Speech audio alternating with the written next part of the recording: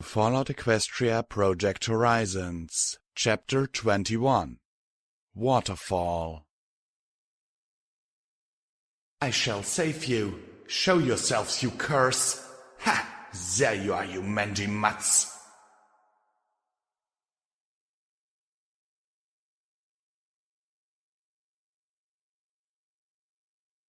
It actually seemed like the wasteland for once was throwing me a carrot. Sure, we'd lost the whole morning going to Miramare only to have to teleport back to evade another monster pony, but then we'd discovered an alternative route. One that might get us past without having to worry about flying death. Or at least not worry so much. And I'd have some pony to get drunk with. Of course, we'd need spark magic-y stuff to make the boat run. Charity! I cried as I stormed into the post office. The yellow filly didn't bother looking up from the stack of boxes next to her. No time to deal with you now, Blackjack. I've got to double-check this stuff and make sure Taboots didn't swap me those mines for a few boxes of gravel, she said sourly around a pen as she scribbled on a notepad. I leapt over the counter in a clear violation of every rule of the Crusader and seized Charity's shoulder with my forehoofs. Charity, I need spark batteries and magic cartridges. Now, or gemstones. I need them right now, please. Her eyes lit up and rolled thoughtfully, and with a flip of her hand she spat out her pen and sent it spinning through the air to land neatly behind her ear. Well, adding in processing costs and the getting on my nerves tax, I figure I could sell 'em for. And we're broke, I added. Paying ditzy and trading for what we'd needed had sapped most of our caps. I grinned as widely as I could as I tried to ignore the feeling of sweat running down the back of my barding. Her smile disappeared. Get out, she declared imperiously. She flicked the pen from behind her ear, caught it in her mouth and resumed checking her list. I fell to my knees. Please, Charity, please. Without the boat, we'll have to walk. If we walk, the monster pony will find us. If she finds us, then I'll feel sorry for her before I kill her. And if I do that, then I'll feel guilty. And if I feel guilty, then I'll whine. Please don't make me whine. I begged as several Crusaders peeked over the counter to watch in amazement. What are ya? She sputtered as I fell on my face and hugged her hoof. Please, Charity. Please, please, please, pretty please, please, please, please, please. I wailed as I kicked my back hoofs. All right, she yelled down at me, yanking her hoof free of my embrace as she blushed. I can spare one. My eyes grew large. Two? Tears ran down my cheeks as my limbs trembled. She let out a grunt of disgust. Who just takes a whole box, Blackjack? She walked over to a shelf, pulled out a wooden crate and tossed it to me, 6 glowing spark batteries rattling within. I just gave a whimper, the wine growing higher and higher.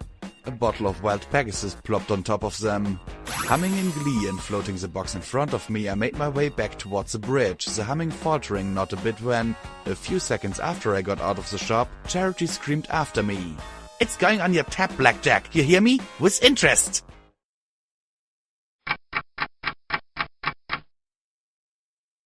Seahorse used to be an Equestrian naval patrol boat. Oil Can, the rust-colored mare engineer, explained as she trotted to a hatch in the stern deck, her horn glowing as she undid the docks and secured a rack in her curly red mane. Doubt there's anything original on it besides the engine, though. I figure the last 20 years or so we've had to replace everything at least once. She hopped nimbly up into the air and disappeared down through the hatch. The rest of the crew was finishing up business with 2 caravanners from Flank who'd come to trade camps and boxed food for bullets and music recordings brought from 10 Pony in Manhattan. Sore as I was at Caprice, I'd gotten some sugar apple bombs and some buck, just in case I had to wrestle Rampage again, from them in exchange for a few rounds of hunting ammo. A dirty look from me proved quite effective at getting them to shave a bit of the bill. Come on in, Oilcan said cheerfully. Plenty of room for all. Glory stared into the hole with an audible gulp. I just gave her a friendly nudge on her hip and a smile that would hopefully convince her not to worry about it. P-21 jumped down happily. Stable ponies had no problem with nice, tight, cramped spaces. The engine itself was a block of polished brass inset with rubies and emeralds. It was connected by wires to a sapphire water talisman twice the size of what we saw in 99's utility room that was hooked up to several large pipes. This here's the engine. It converts the raw magical spark energy into power for the water talisman. That makes the water that jets out the back to move the boat. Is there supposed to be this much water in here? P21 asked, looking down at the inch or so of scummy water that was sloshing around our hooves. My pip-buck clicked slowly. There wasn't nearly enough radiation to worry me unless I had an engine-built water slurpee. The motherly mare grinned at him. Well, if you'd like to grab a bucket and do something about it, I know we'd be much obliged. She reached into my box and pulled out a spark battery, flipping the heavy square container in her hooves. Inside the crystal hovered a red ball of magical energy that shed little waving lines of light. She opened a panel with her mouth and pulled out an empty container, then slid the fresh one into the receptacle. There was a sudden hum as the gem slid up. Of course, for when we don't have spark batteries, we've got a flux converter. She gestured at a circle strung with a spider web of glistening crystal strands. Ain't nearly as efficient. And if that doesn't work, well, then I can get out and push. We've had to do that a few times. P21 looked at the grease-lathered boards of the exposed inner surface of the hull. I'm just curious why it's made of wood. You know what happens when you take a nice metal boat out on the ocean? Pretty soon it's a rusty boat at the bottom of the ocean. Sure, lumber might be a bit to find, but it's a damn sight easier to get and work than steel plate. We seal her up with tar and pitch as well as we can, paint her if we can get it, plate the hull if we can manage it, and she's the best damn boat in Equestria. With an interesting captain, P21 observed dryly. Olken chuckled. Yes, Thrush ain't what most folks expect, but her daddy was 2 buckets shy of a dry hold. Once we were stuck on a beach of Manazabar, with this tainted sea serpent watching us past the reef. So the captain, he somehow gets a whole flock of rock crabs to carry the boat on their backs to the far side of the island. The rusty mare slapped P21's back as she laughed. Thrush ain't quite the measure of her daddy, but she's the best girl for the job. Olken said firmly as she smiled at P21. I had my reservations, but she's the mare who loves the seahorse the most. She was willing to let her daddy go to keep it. The rest of the spark batteries went in a locker above the engine. Seems to me going downstream wouldn't require much power, P21 said. Shows you don't know boats, boyo, Olken replied. Going downstream, you've got the water pushing you into rocks, beams, snacks and bursts. Half our power is spent maneuvering around obstacles and the other half fighting current. Just wait till you see the towers. Any boat that tries to just go with the flow is in for a nasty surprise. The Huffington River eats ponies. With all the rain about, there's a lot of energy in all that water. Just another thing about this place I hated. I found myself scowling in the direction of the city.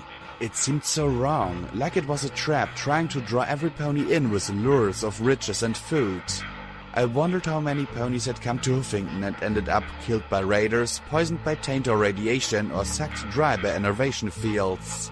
The more I thought about it, the more disturbing it became. Even Lacuna's goddess seemed distressed by this place. Huffington, the city that kills. It killed ponies when the zebras burned it, killed zebras as it made itself the target of the war. And now it killed every pony it lured in. I could almost hear the cards shuffling in my head. Hey, you okay, Blackjack? You've got a shooty look on your face, P21 asked, giving me a nudge. I had a shooty look? I needed a mirror. Just not a fan of Huffington, I replied sullenly. Olken chuckled as she rubbed her nose with a dirty hoof. Join the club. I used to live in Friendship City. Nice town. Maybe a touch crowded, but a good place to live, she said as she checked some power cables. One day her daddy's in port and so damn drunk that the town assigned him a guard so he wouldn't blow something up on accident. He mentions that he needs an engineer. I've got a comfy life ahead of me, but he goes on about the riches, the adventures, the sights, the adventure, the rum, the adventure, the sex. Oh yeah, did he mention adventure? Boyo talked me into bed and then onto his boat. Been a lot of places, but Huffington's always been the worst. Always has enough treasure to bring you here. Always has enough grief to make you wonder why you came in the first place. Bilgewater got eaten by a river serpent this trip. I doubt he'll be the last. But the seahorse will be back. I'm sure of that. So why do you stay? P21 asked. Olken sighed and smiled, reaching out to touch the engine. There was a lover's look in her eyes. Back home, I had a pretty comfy life. Wasn't no 10 pony, but comfy. Out here, well, we ain't found riches, the sights are all pretty damned ugly, the rum's watered down, and the sex gets a little awkward on a boat like this. But the adventure? He sure wasn't lying about that. Long as the captain can steer her straight, I'll keep her running. To Huffington or hell itself. Seahorse wasn't exactly made for luxury cruises. The 5 of us had 1 room to ourselves and Zed had only 4 hammocks. We had to shift the footlockers into the middle of the space and throw some blankets atop them for lacunae. We were allowed to be there or sitting on the narrow walks that ran along the sides of the boat between the rails and the superstructure. P-21 pointed out that, since I couldn't fly, all my fancy new barding wouldn't be much better than an anchor. Damn it, what was the point of having cool-looking armor if I never got to wear it? There was a hum in the back of the ship that grew louder and louder, then 2 streams of choppy water blasted out of the rear of the boat just below the water level. Tar boots and oil can untied the lines and jumped nimbly into the rear of the boat, and the swoosh of the water plumes increased. At the stern, on top of the superstructure at the highest point of the boat, was a wheelhouse. For windows, it had rusty slats of metal that Thresh peered through as she moved the Seahorse upstream of the bridge before slowly turning the boat around. Immediately the whoosh died to a gurgle as a powerful current carried us downstream. I had to admit that I'm a complete and utter pansy when it comes to flight, but if the whole height thing was taken away, I lacked the sensation of being carried along without having to walk around. "Keep your eyes open," Captain Thresh called down to us as we sat on the walk, leaning on the metal rail. I kept Taurus's rifle handy as my eyes scanned down the brown dirty water. "What am I looking for?" "Till we get to the fork, anything poking out of the river bottom or any pony with a missile. We might come across some hoppers after the fallen towers, but till then our biggest risk is running into something sharp and pointy," she said calmly, making only the slightest adjustments to the boat's heading and letting the current do the rest. "Are ponies with missiles a common problem?" I called back, looking at the increasingly thick ruins lining the river and deliberately not looking at the enigmatic towers on the other side of the boat. This close to the core I felt odd. Light-headed. I could only assume it was the innervation fields of the city nipping at my cells. Thresh was keeping the Seahorse in the middle of the river, but I felt the urge to ask her to move closer to the rubble-strewn western bank. She grunted. "Reaper wannabes and raiders mostly. They gather in small groups to prey on riverside or float stream. Unless they've got something big, we generally don't worry too much about it." She gunned the engine and threaded the Seahorse around a spur of concrete just barely below the surface. I spotted it only as we slid past it close enough to spit. Glory proved the most valuable pair of purple eyes. Standing in the bow just in front of the turret, she and the crew's lookout, a young green earth pony mare named Seabiscuit, spotted hazards lying just under the surface that I couldn't see even as we passed them, and pointed them out with her wingtips so that Thresh could steer around them. As the river carried us along, the ruins became even larger and more elaborate and damaged. Blocks of apartment buildings had slid right into the water and filled it with deadly debris. Pipes blasted jets of yellowish-brown, foamy, filmy water every few hundred feet as the land drained into the river. A small camp of 4 ponies. Raiders from the bloody bites on their limbs. I sighted them carefully, didn't see anything resembling a missile, and was about to fire when the captain said, "Don't! Gunshots carry on the water." Reluctantly, I lowered the rifle. "I thought you weren't an executioner," the dusty voice said softly. "I'm not an executioner. They were raiders," I muttered to myself, glancing at the dealer who was looking at the raiders with pity. "They're dying from a disease already. It's going to kill them one way or another." I remembered the mare in Miramare who had gorged till her stomach burst. "It's not an execution if they're already going to die." I flushed in anger as I saw Glory looking back at me. Great. Now every pony was going to know I was losing it. "Oh, well, that's convenient," he said with an understanding little nod. "So as long as you're granting mercy, it's okay. Funny, wasn't there another pony using the exact same logic just yesterday?" "Shut up," I hissed softly. "Of course, it wouldn't be the first time you've done it," he continued. "Shut up!" I yelled at the pale bastard, levitating Cupcake's revolver and pressing it to his forehead. "Why the fuck do you do this? I was feeling halfway good and then you... Why are you trying to make me remember killing them all? Why can't you let me be happy?" My magic tightened on the trigger. Sure, it wouldn't kill him, but I'd feel better. "Blackjack?" Glory said in a fearful voice as the dealer melted away. The gun was pointed right between her shocked eyes. My medic released the gun at once and it bounced off the deck and landed in the river with a little splash.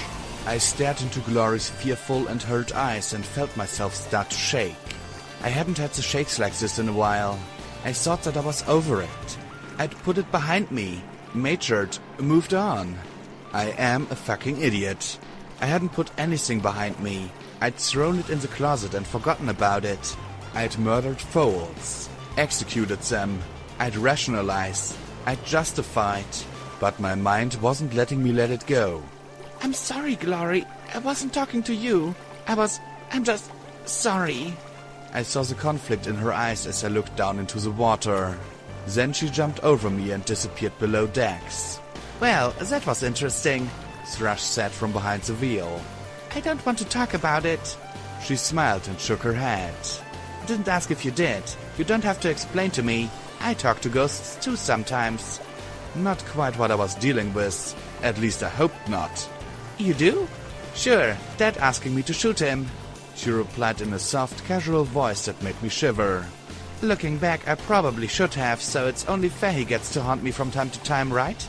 Sometimes all it takes is 1 second, one wrong action, one little mistake, and something precious is gone for good. All except for the regrets.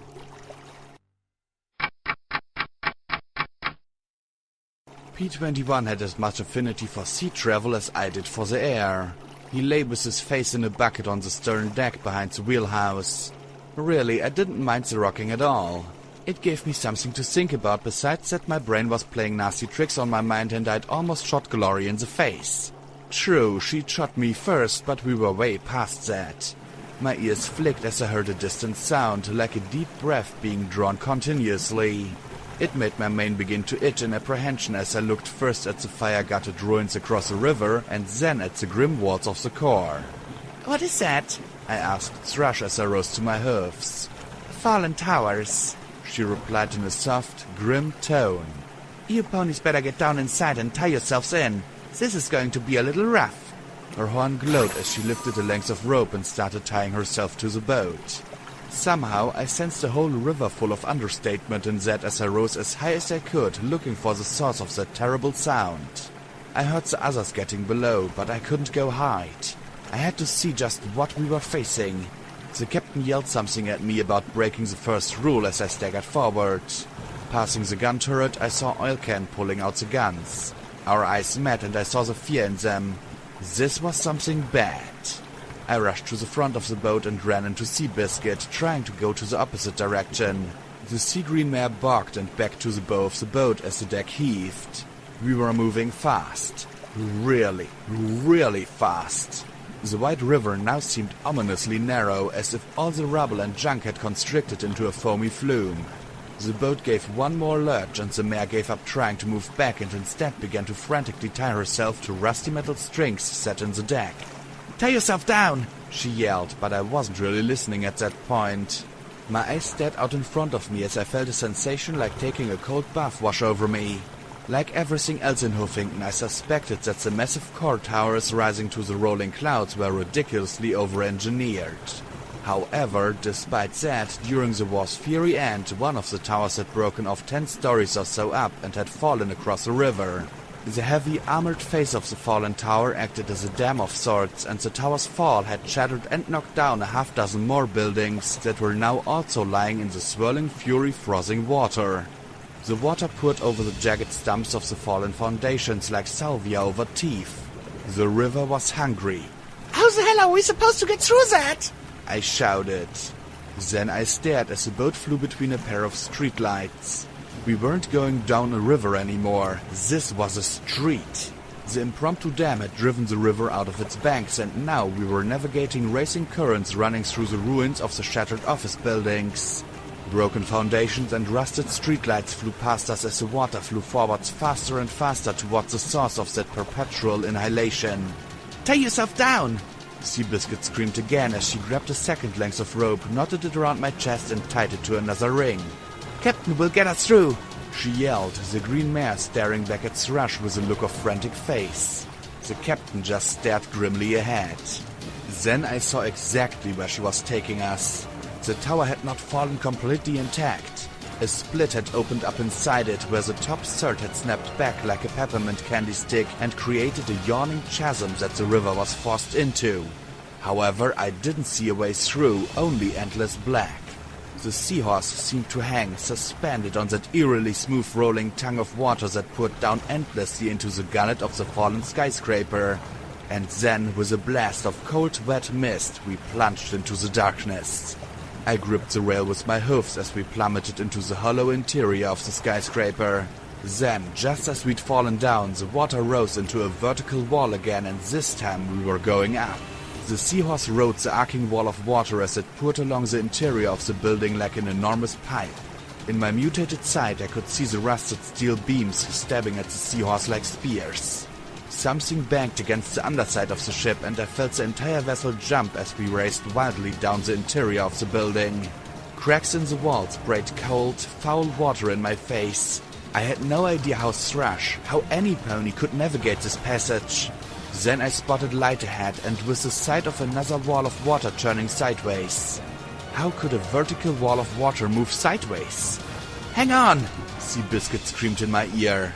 I wrapped my hoofs around the railing as we approached that surging sweep of fluid. For a terrifying moment, I swore we flew. My stomach rose in my throat as we were ejected from a second split in the side of the tower and right at the face of a fallen apartment building. The water rose up and up as we rose with it. Higher and higher the boat rose, and I stared down towards the stern. I wasn't sure if I was simply soaked through or if I wet myself at the sight. Then our rise stopped, but Seabiscuit's did not. She continued going up and out, connected only by the rope tied to the ring. The rope went taut. Then, with a metallic ping, the metal snapped. Her teal eyes widened in horrified resignation as she started to plunge back down towards the churning water as the boat hung in the air. I screamed as I set my hoofs and launched myself into the air, my legs flailing. Save one. Just save one. Her trailing rope smacked me in the face and I gripped it with my hoofs. Teeth, magic, whatever. My rope went taut as well, and the ring held as we swung back and crashed into the deck of the seahorse. My teeth rattled as I hit the rail and hooked a rear leg around it. She tangled with the turret. I wondered if we could hang like that forever. A small tilt in the wrong direction, backwards towards the surging torrent spraying from the tower. Then the boat fell. With horrifying, ponderous slowness, it tilted away from the crumbling apartment face as I was looking down at a swirling froth of brown water. There was nothing I could do but clutch that rail with every bit of strength I could. Every inch of me was slammed with more force than I'd ever thought possible as the boat fell upside down. My breath blasted from my body in a bubbly scream as I felt like the rope was about to cut me in two. Then I was lifted from the water as the seahorse reverse capsized, coming to the surface dripping wet and pointing her nose downstream. I opened my eyes, looking for the sea-green pony and staring at the rope trailing in the water. The rope burn had torn away raw strips of flesh from around my forehoofs. Just one. Please, let me save just one. I floated a buck to my mouth and chewed down as the seahorse raced towards a jagged stand of crushed buildings and debris. My heart thundered as I heaved with all my strength. I could barely breathe as I looped the rope around my forelegs, pulled and looped again. I clenched my eyes shut, imagining the beams of concrete ripping her apart. It felt as if one of those jagged spurs had lodged straight through my chest as I pulled again and again. And then a limp green form came over the rail and fell atop me. Water dribbled from her mouth as she lay there. "One! Just one!" I whispered softly as I rolled upright and pressed down on her sides, trying to force the water out. Thorn, roses, tumbleweed, scoodle, 11 zebra, 40 foals. Let me save just one. She lay there, another corpse. My heart racing so fast that I collapsed beside her. Thorn, roses, tumbleweed, scoodle, zebras, foals, Seabiscuit. Then she coughed, gasped, retched, and vomited water. I shook as I fought to sit up, trying to do something helpful and managing just to blubber and hold her shoulders as Tarboots walked carefully along the heaving deck, rushing to help. She drew one shaking breath after another as I fell on my back, gasping for breath with a blood-soaked rope tied around my hooves. Everything fell away as I smiled. I saved one, you bony son of a bitch. I saved one.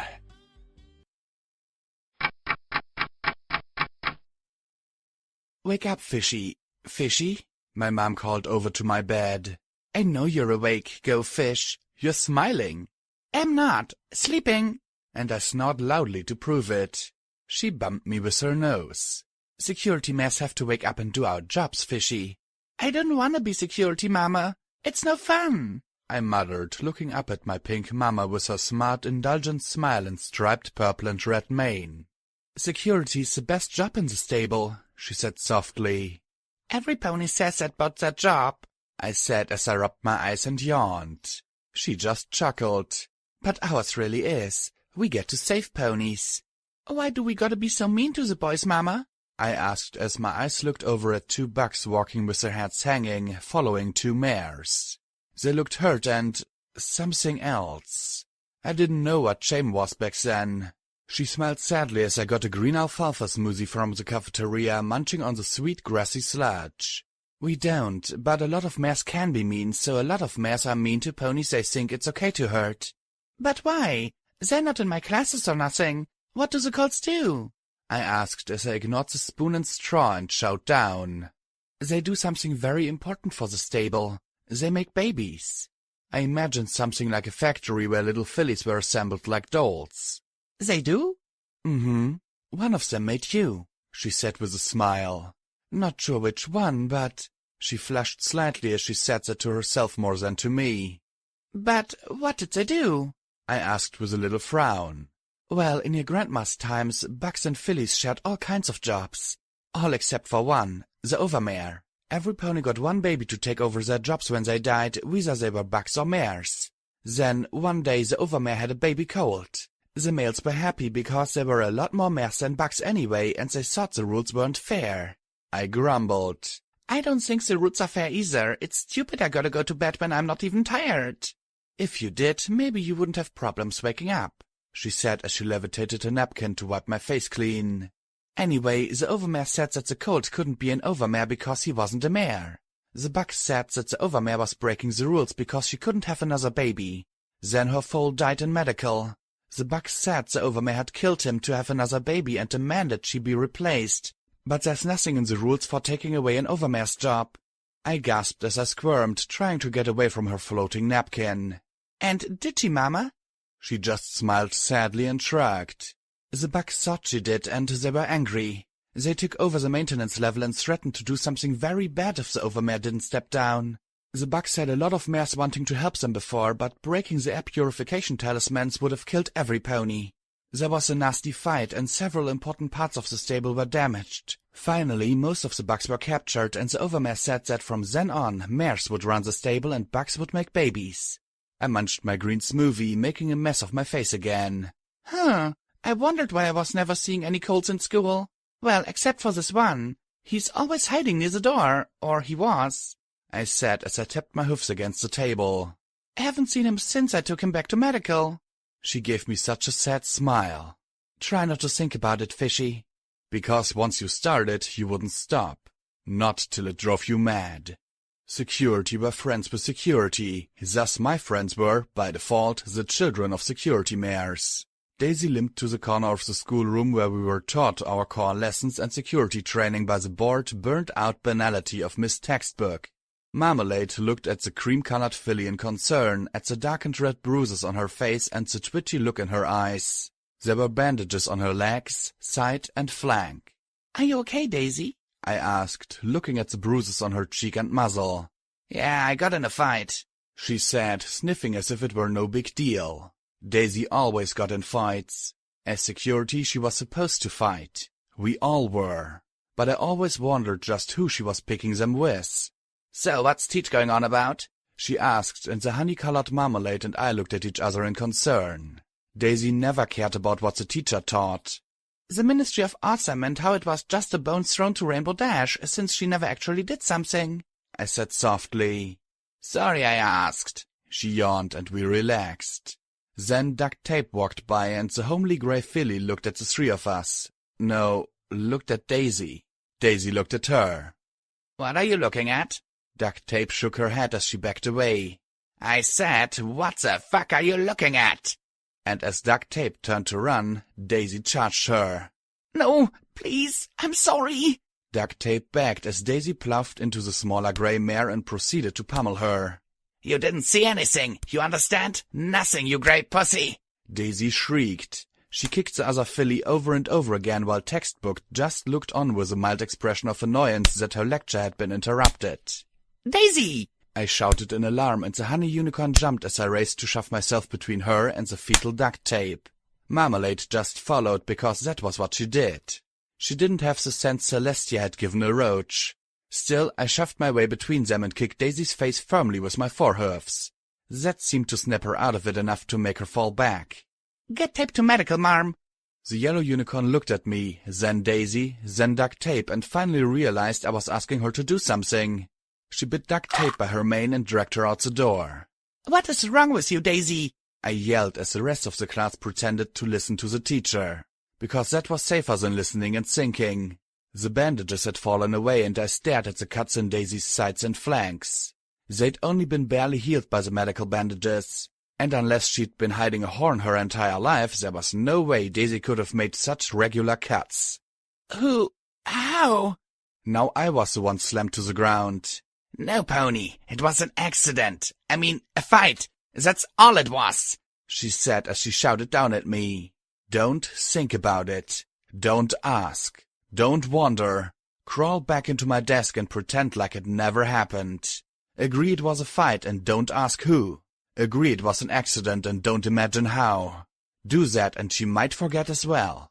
And you'd be friends. Friendish. "Did your—" was all I said. All I got out. She knew the question. I knew the answer as she tried to shove every ounce of her pain into me, and she had a whole lot of it to shove.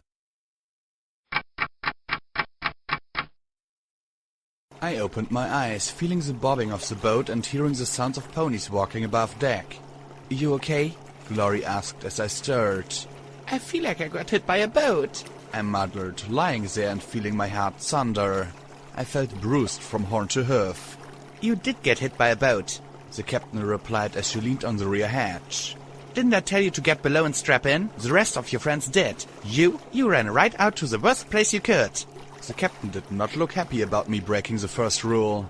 "Seabiscuit, is she okay?" I asked as I looked at the torn skin on my front legs. At least my pip bucket saved me from some of the burns. But from the pain on my sides, I suspected I was missing hide there too. The captain's look softened. "Yeah, so I won't shoot you for breaking the first rule. Besides," she added with a grin, "I have to admit there's no sight like going through fallen towers."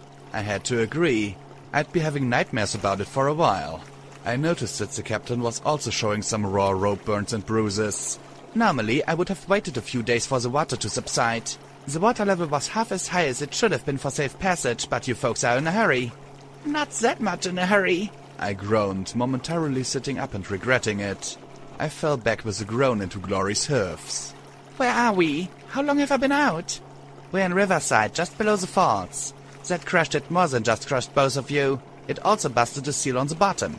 We can patch it, but it'll take a while," the captain said. "There's not a lot to see here, but you can take a peek around town. It's a finder's village, so it should be safe-ish." "Safe-ish? I like that word. Not quite safe, but in the neighborhood," I muttered sarcastically. I slowly dragged myself to my hoofs. "Well, get me my barding." "Blackjack," Glory said. "You just woke up from passing out after having a ship fall on you, and from your pulse you've taken at least another buck. Why don't you just stay here and do something radical, like rest?" I took a deep breath as I steadied myself, fighting to keep from hyperventilating. Nice and slow. Calm. "Well, Glory, there's 3 reasons why I have to go. First, I need to get out there so that whatever eyes and ears Sanguine and DJ Pound 3 have can see me so he doesn't send that monster pony to chapel. Second, I want to see if there's any pony I can help. Third, and most important of all," I took a moment looking at her gravely, "I really need to go to the bathroom and I'd rather not hang my fanny off the side of the boat." Glory took one look at me in shock as the captain collapsed with laughter, then seized a pillow and beat me with it until I grabbed my bag and fled outside.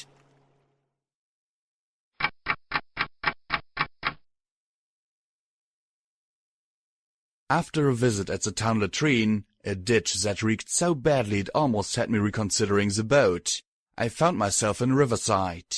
The town of 2,000 inhabitants was built in a horseshoe-shaped strip of shops adjacent to the river. One floating dock made of empty barrels stretched out to a post and the seahorse. The roads north and south were barricaded, and the park in the middle of the village held planter boxes filled with vegetables and waxy green grass. Shops were selling pale sides of smoked fish and slabs of alligator meat, and at one outdoor butcher shop I saw two ponies cutting and chopping up an enormous frog. Despite the town's size, I got the impression that it once seen better days. There were apartments above the repurposed stores that now had busted windows and were boarded shut. One shop had only some scrap metal, electronics, and 9mm ammo. I couldn't see any signs of families. There was a terrible sense that, at any moment, the last occupants would just fade away, leaving Riverside just another ruin. What happened here? I muttered as I looked at the ponies moving like ghosts around the almost empty shops. Same thing that's happening everywhere, miss, an old unicorn mare said as she mended a fishing net. I had to question the sense of any pony who ate anything out of that river. Slowly I walked to her, and started as I realized that she was blind. Her milky eyes stared out at me as her hoofs skillfully felt out the tears and her horn mended them. Blackjack. Fishy, she replied. Now that made me feel all kinds of strange and alarmed. What? How did you know? My name, it's Fishy. Granny Fishy. Nice to meet you, she said with a soft chuckle. Oh, I sat down across from her. What do you mean, the same thing happening everywhere? Riverside used to be a nice village. We were smack in the middle of the West Side ruins. There was plenty to pick out of the countryside. Food, safety, but the ruins have been picked clean mostly. There's more and more raiders, bandits, and reapers. Less folks bring in less food, so villages just dwindle away. Death picks off the ones who stay, and there's fewer and fewer boats. Is this lady bothering you, ma'am? A pink mare with a pair of fish on her flank asked as she trotted up. No, thank you, Perch, Granny said as she waved a hoof at the mare, who took it between her own and guided it to her head so Granny could pet her. She was polite enough to ask about the town. It's those damned dogs that are to blame, Perch said with a stomp. Dogs? I blinked. The sand dogs, the elder unicorn answered. They live underneath the western ruins. Perch, clearly having a lot more to say, stomped her hoofs again. And they're a menace. They scavenge the ruins, but they won't trade, and I know they've got some decent salvage in their holds. They've got some weird cybernetics that makes them too tough for most raiders and bandits, so we have to deal with them instead. That's enough, Perch. Times are tough enough without making things harder for some folks who don't deserve it, Granny said firmly to the younger mare. But the pink pony wasn't listening. You want to help? She said to me. Go down to the Riverside station of the Sunset Line, shoot every one of them and open up the tunnels for scavenging. That'll turn this place around, no sweat, she said as she lifted up one of Granny's nets and sulked towards the river. The elder blind mare just sighed as she ran her hoofs over the netting. Please do not mind her. She's just desperate to save the home she knows, Granny Fishy said as she tucked the nets with her horn and hoofs. I suspect you feel the same way. You do? I gave a nervous little smile. No offense, but you don't know where I'm from. Trust me, no pony would want to save that place. Oh? But isn't that where you're going? Or maybe it's where you've been. Who can say? She said as she carefully tied a hole. I suspect you have a long trail before you to reach your home. My mane started to tingle as I regarded her. What do you know? She chuckled at that very question. No? My dear, I simply meant holes in nets, she replied with a toothless smile. But I have a sense about you. The past and future reach through you. Messenger, harbinger, and judge. Life in one hoof, death in the other. Which will you decide? Not even the stars can tell. Okay, that just jumped the creepiness factor up by 50 at least. P21 and Glory trotted up, the two probably noticing my slightly uneasy look. Blackjack, who is this? Glory asked politely. Granny Fishy. She said with a broad smile as she thrust her hoof out in the general direction of Glory. Glory took it in her own and gave it a shake. Ah, a Pegasus. How interesting. How'd she get that from a hoof shake? Fallen Glory, Glory said softly as she glanced at me, then frowned at the old mare. Did Blackjack tell you? No, I just get a sense of things. She said as she released Glory's hoof and returned to the net. Like your name, Fallen. How far have you fallen, I wonder? Have you learned to hate? Have you learned to spite? Have you learned to crave vengeance? If not, how can you know how to forgive Fallen Glory? What did you tell her, Blackjack? She asked, clearly startled. Nothing, I just met her, I said defensively. P21 looked at Granny, mending the net, then looked at me. I cocked a brow. What? He said. I don't want creepy mystical mutterings about my fate or destiny, thank you very much. He backed a few steps away from Granny. Leave me out of it. Oh, don't worry, young buck. Your fate has come and gone. It only begs a question of what happens in the epilogue. The old mare said with a lazy wave of her hoof. For some reason that seemed to bother him more than some cryptic remark. Then Perch yelled across the square.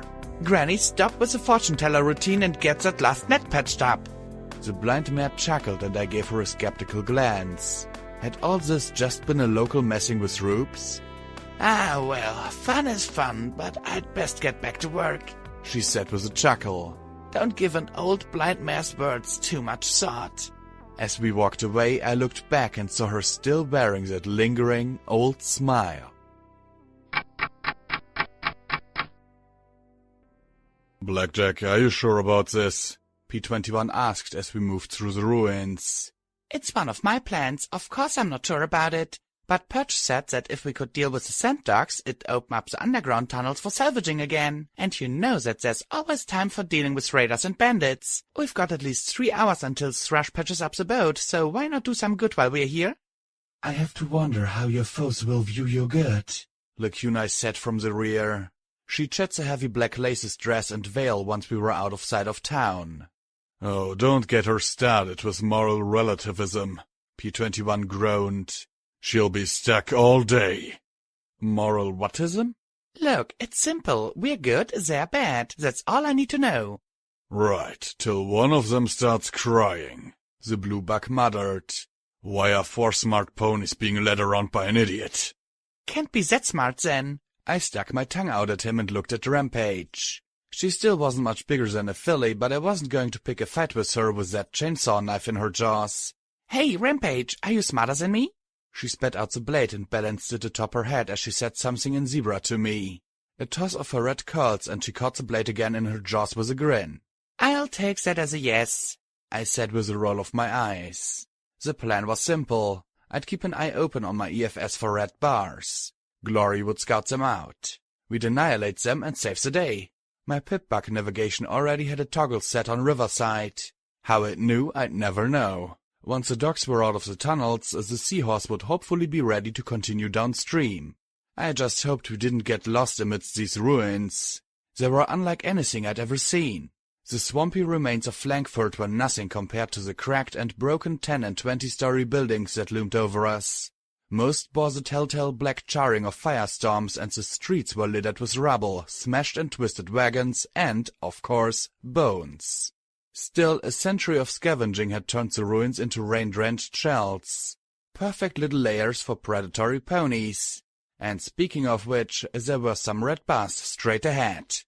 I gestured to Glory and she lifted from blasted-out window to blasted-out window, her grey hide and pale blue barding blending in with both sky and rocks. I had to keep track of her blue bar at times. She scouted the hostiles and returned. About 9 or 10, some in an old storage right around the corner and the others in a coffee shop across the street. They've got a sniper on the 3rd floor. I couldn't tell if they're raiders or bandits, but they're all armed. Red, it's dead, I muttered, glancing at my pip-buck. I imagined the cards shuffling in my mind, but I wasn't even going to acknowledge the pale bastard. If they were armed and hostile, this wasn't an execution. This was trouble and we were taking care of it. Okay, so I'm in front, Glory from above and tagging that sniper. Rampage mixing it up. P21, keep your eyes open and use persuasion if there's a knot of them. And you? I looked at Lacunai and suddenly felt a bit at a loss. What are you going to do? I'll back you up, she said with a faint smile. Right, that was less than specific or comforting. Okay, don't shoot me, please, I asked with a half-joking smile.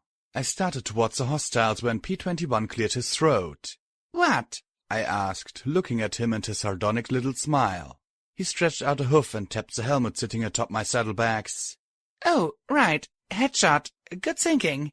I levitated and strapped the helmet in place, flushing slightly. Okay, now, were we ready? We were. I strolled down the street as clear as day with Taurus's rifle floating ahead of me. Rampage moved like a pony-fied cat, unnervingly quiet without her clanging metal armor. Glory moved overhead like a silent guardian angel while Lacunai walked behind me. Where P21 was, I had no idea.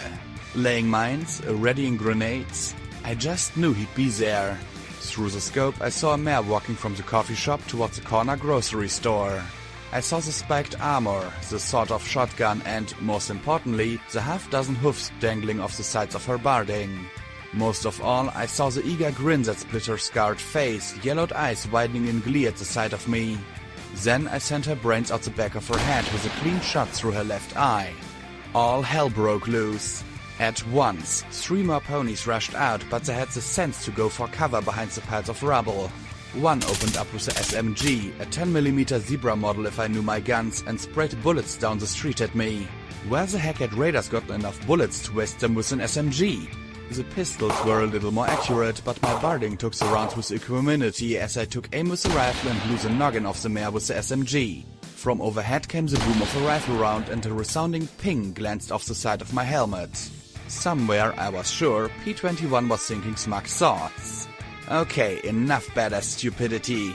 I had their attention now, so I made for my own cover behind a fallen wagon as my head throbbed. As nice as the rifle was, I just didn't have the time or rate of fire for messy work. Good thing I had a shotgun. Glory swept sideways, raking the sniper's nest with her beam pistols.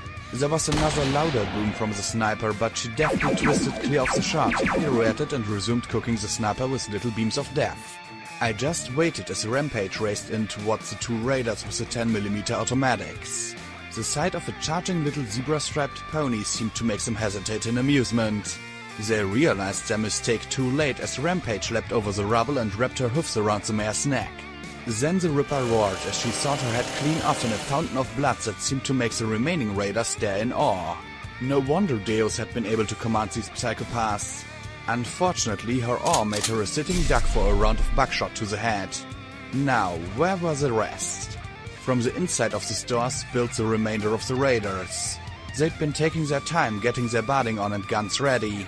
Another unicorn came out, spraying Rampage and myself wildly, and this close in, the shots were much more effective. I slipped into SATS to plant 2 neat blasts in her head, then fired 2 more into the milling raiders behind her. Rampage jumped right over the fallen unicorn and slid on a sheet of blood to saw and kick wildly at the limbs of the raiders as I fired off 2 more shots and then reloaded as fast as my horn could manage. Then, from the coffee shop behind me came the spur of a minigun mortar. Instantly, my ass began to vibrate as a stream of shots started to chew through my barding. Raiders behind me, raiders in front of me. Not good. There was a thump, and a moment later the raider with the minigun was enveloped in a blast that tore off their heads and all 4 limbs. What was left collapsed in a bloody heap that writhed for a few seconds. As 2 more came rushing to the door, P21 emerged like a blue ghost, bit the stem of a frag grenade and tossed it through. A second explosion and 2 more red bars vanished. With Rampage already raising havoc inside, I charged in through the door and proceeded to paint the raiders with lead. One had heavy metal armor but no helmet. SATS allowed the buckshot to render his head into paste.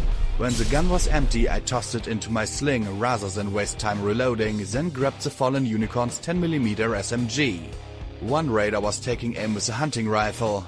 In a second, I unloaded the 25 bullets left in the clip into him. His rifle shot still hurt like hell. And then, like that, it was over. There was 1 red bar in the back of the grocery store, but I didn't see a target. Back room, unconscious, I'd find out, I supposed. Lacuna walked calmly behind me, her hoofs avoiding stepping in the blood. Watch out, there's one more in the back. I looked at the carcasses put on display. Odd that so many of them were striped. They must have ambushed a zebra tribe nearby. It explained all the 10mm ammo. The guts dangled like garlands over the shelves. I moved towards the rear door that I guessed led into the stockroom. I paused and noticed a forlorn bottle of Sparkle Cola sitting in the dead refrigerator. I floated it out, popped the top, pocketed the cap and took a drink, then continued to the door with the bottle floating on one side and the gun on the other. Carefully I swung the door open, ready to pop SATS and end the hostile. This was a nursery. I saw the folds lying together inside some kind of pen next to a roll-up metal door.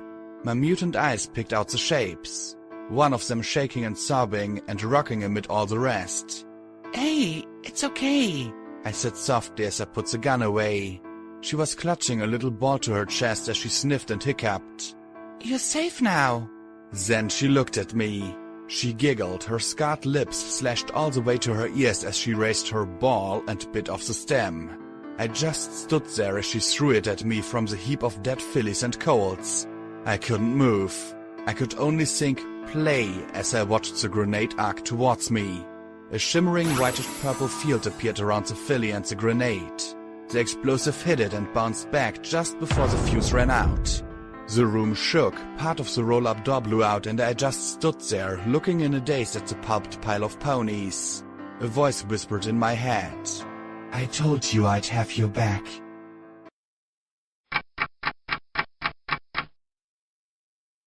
The raiders had a surprising collection of firearms and explosives, something we helped ourselves to. Despite myself, I kept a pair of the 10mm SMGs and collected as many 30-round clips as I could. Glory looted the sniper's nest on the 3rd floor and brought locked ammo containers down for P-21 and myself to open. Rampage was munching down in the raiders' stores. I really hoped she kept it to identifiable food and skirting cannibalism, but she was a growing girl. Literally. I thought she looked as if she'd added half an inch since we left Riverside. I made sure to grab some extra cans for later. We heaped up the raiders in the middle of the street and P-21 tossed in 2 incendiary grenades. With 2 soft whoops, the raiders began to cook in the magical magenta flame.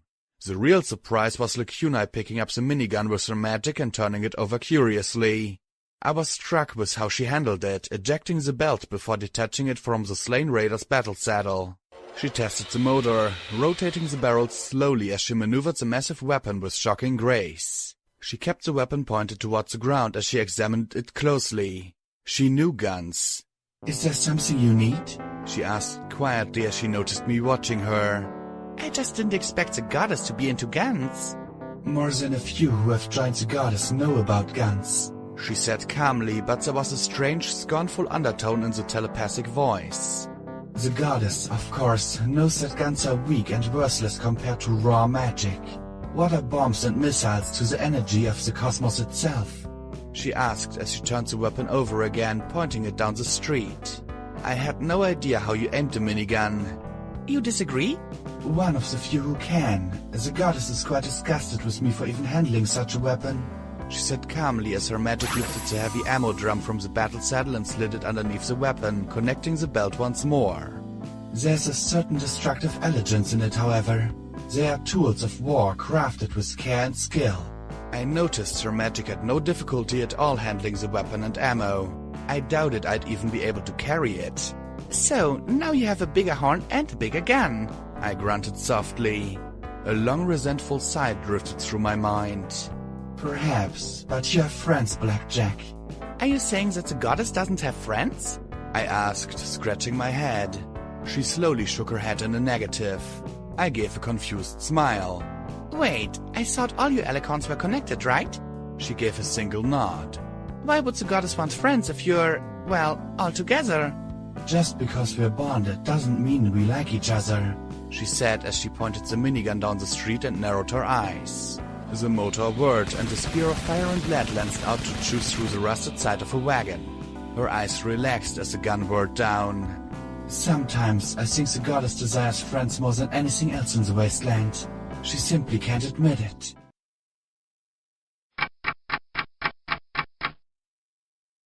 There's nothing that says welcome we have milk and cookies quite like a welcome mat that really did bear the words welcome we have milk and cookies. So it was somewhat understandable that, standing in front of the Riverside subway station, I felt a distinct sense of unease nibbling at my mane. I looked at the welcome mat sitting in front of the only unbarricaded door to the subway. Well, should we knock? I muttered as I stepped closer to the door. I jumped back just as a cone of shrapnel blasted up from the covered landmine. Right, no knocking. That might count as a doorbell, though. Carefully I gripped the door with my magic, imagining a canine Deus rushing out at me screaming cunt. Nothing, however. Maybe I should go first, P21 said as he looked at the black doorway.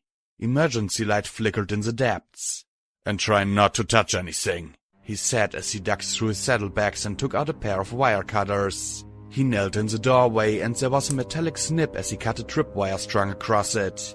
He stepped cautiously through and past 2 rigged single-shot shotguns. I snagged the box of 12 Gorg shells as I followed close behind him. The doorway was a nightmare of tangled junk and debris with one path snaking back and forth through it. There were 2 mines half hidden on the edge of the trail, but P21 walked with extraordinary cautiousness. I almost made him put on my barding. I might survive 1 mine, but he certainly wouldn't. He froze at a dingy bucket. Blackjack, could you please turn that to face me? He said softly. I slowly rotated the mouth of the bucket to face us, swallowing at the mine within. Calmly, he stretched forward and tagged the disarm tab with his hoof. Thank you. My respect for him rose even more. How did you know? I asked. He gave me a sardonic look. I thought, if I wanted to kill a mare stomping at the front of a row of ponies, what would I hide a mine inside so she'd kick the bucket? Glory gave a nervous little laugh. The pair of us looked back at her and she blinked. Oh, that was a joke? Yes, Glory, it was a joke. It just wasn't very funny. Why don't I just trot ahead and set them all off? It's not like they can kill me, Rampage suggested with a cocky little cant of her head. Because if you miss one, then we get blown up anyway, P21 replied as he continued his crawl. We reached the turnstile and P21 started to push through when he froze. Glory, can you fly over this and check the far side? The little grey Pegasus nimbly flew over the top and landed behind the gate. Don't push through that. There's a gas tank and a grenade. P21 had me float his clippers to her and she snipped the wire to the grenade. Only then did we move past. Thankfully, the space beyond the turnstile was clear of heaps of debris and we were able to spread out a little. There were bathrooms to the side with red hostiles. I pushed through down to the round lounge and relaxed at the sound of skittering rat roaches. I stomped them with my hoofs, then blinked as I saw a sparkle cola machine. Smiling, I trotted over and started to push the button to see if I could get out a few more sodas. Blackjack! P21 warned and I froze. I looked back at him, then at the machine. Slowly, I stepped back. It was finally starting to click that I shouldn't touch anything in here. Then I heard the metallic click of a first aid kit being unlatched near the door to the bathroom. I turned as it creaked open. A round tin fell into her hoofs. She stared at it in horror, frozen. It exploded in her face. Glory fell back, screaming as she writhed, her hoofs shredded up to her elbows as she thrashed wildly in agony. I leapt atop her, pinning her, holding her tight as I levitated out a med-axe and jammed it into her leg. She stilled enough to go from screaming to sobbing. I can't see, she said around bloody and torn lips. Goddesses, I'm sorry. I'm so sorry. I stared down at her as I tried to tear my eyes away from her bloody sockets. Save this one, Blackjack. No matter what, save this one. I fought to shake off the urge to fall apart. I looked at the metal embedded in her face. Oh, this was going to suck. Shut up, I said as my magic proceeded to pick the bits of shrapnel out like tweezers. She grit her teeth, trying to strangle her screams as piece after bloody piece was removed. Then I put Sakashi's healing potions down her throat. And there was nothing for it. I took out a hydra and injected the grey sludge into her as well. She immediately started gasping and rising as her face began to knit back together thanks to the influence of both potions. Then she opened her bloody eyes and stared at me in shock. Sobbing, she curled up tight against me as she shook. Her face still looked red and raw, but not blind or dead. Shh, it's okay. You're okay. But she nearly hadn't been. Okay, so the rule is, don't touch anything. It might be too late. P21 muttered as he looked behind us. They must have heard that. Yeah, well, they almost killed my friend. They're about to hear a lot worse. I muttered darkly. We picked our way down. P21 found a grenade box with a live grenade inside, a bottle of sparkle cola tied to a bomb inside a steel crate, and 3 grenades rigged to a tripwire. All that was before we even reached the stairs going down to the actual subway platform itself. 3 more mines were on the steps and he slowly crawled down to them. Then I glanced up and grabbed his rump hard with hoofs and magic, pulling him back. Stop! I said sharply as I looked directly above him. 3 little amber lights were shining on the roof just above his head. If there'd been a beeping, who would have looked up? And then I felt him shaking in my hoofs. Get off! He stammered. I looked exactly at what I'd grabbed and suddenly felt the noxious mix of shame, embarrassment, and general horror at what exactly I'd pulled in getting him back. It was as if he couldn't move even once I'd moved away. I wanted to give him a hug as he trembled and gasped for air. I knew that was the one thing I couldn't give him. I'm sorry, P21. It was an accident, I muttered. I know, I know, he said before pressing his trembling lips together as he walked away from us. Just give me a second, he said as he walked back towards the bathrooms. Blackjack, Rampage said in a tone mixing impressed with scandal. It was an accident, I sputtered as I blushed furiously. I hadn't meant to grab that with my magic. He was about to get blown up. I stood and started towards the bathroom. I got to go apologize. You, Rampage said firmly as she stepped in my path. Need to disarm those mines while some pony with a lot less history, a lot more annoyance, and a lot more regeneration talks to him, okay? I stared at her in shock as she turned away, looking at the teddy bear on her flank as she disappeared down towards the bathroom. I frowned and snuck to the door as well. I wasn't going to allow a repeat of Thorn. I'd bury her alive if I had to. Go away, Rampage, he said in that short-breathed voice. I'm not in the mood to talk about it, especially with you. No surprise, she said. So then why are you staying? He demanded crossly. Why is it every mare around me thinks she can tell me what to do now? This isn't 99. No, it isn't. And I'm not making you talk. I'm not your friend. You can keep silent and not feel guilty. Lie to my face. Beat the snot out of me if it'll make you feel better. All I'm going to do is sit here. There was a soft thump. And listen in case you do, or until you're ready to go. Or Blackjack blows us all up with a well-timed sneeze. I'm not going to talk about it. No response from Rampage. Go away, damn it. There's nothing to talk about, he said in a trembling voice. I pressed my back against the wall, my ears twitching as I dreaded what he might say. Then his breathing caught and he said, I can't believe she grabbed me like that. Well, Blackjack doesn't do anything if it's not spectacular. Even groping the last buck in the wasteland who'd want it. Rampage said dryly, and despite myself, I felt my cheeks burn. It's stupid. It was an accident, I know that. His thin voice cracked again. I thought I was over this. Yeah, funny how it's never over till it's over, she said. So, is it because she grabbed you or because she grabbed you? I don't want to talk about it, he said in a brittle voice I'd never heard before. I was so used to him being calm and stoic. And then there was a horrible hitch in his throat, and then a sob reached my ear. Took you back, didn't it? Rampage said in a calm, mature voice so terribly different from her normal impudent tone or the snide tone after killing Thorn. It was an accident, P21. She saw the mines overhead and just acted. It's what she does. And I know she feels horrible for it. I know, she killed him, and she used me, and I know she's a good pony and didn't mean it, but... He broke off in a shaking sob. So it's because she grabbed you, she murmured softly. I know it was an accident. I sometimes wish she's left me outside 99. That she hadn't tried to find me in Mirrormere.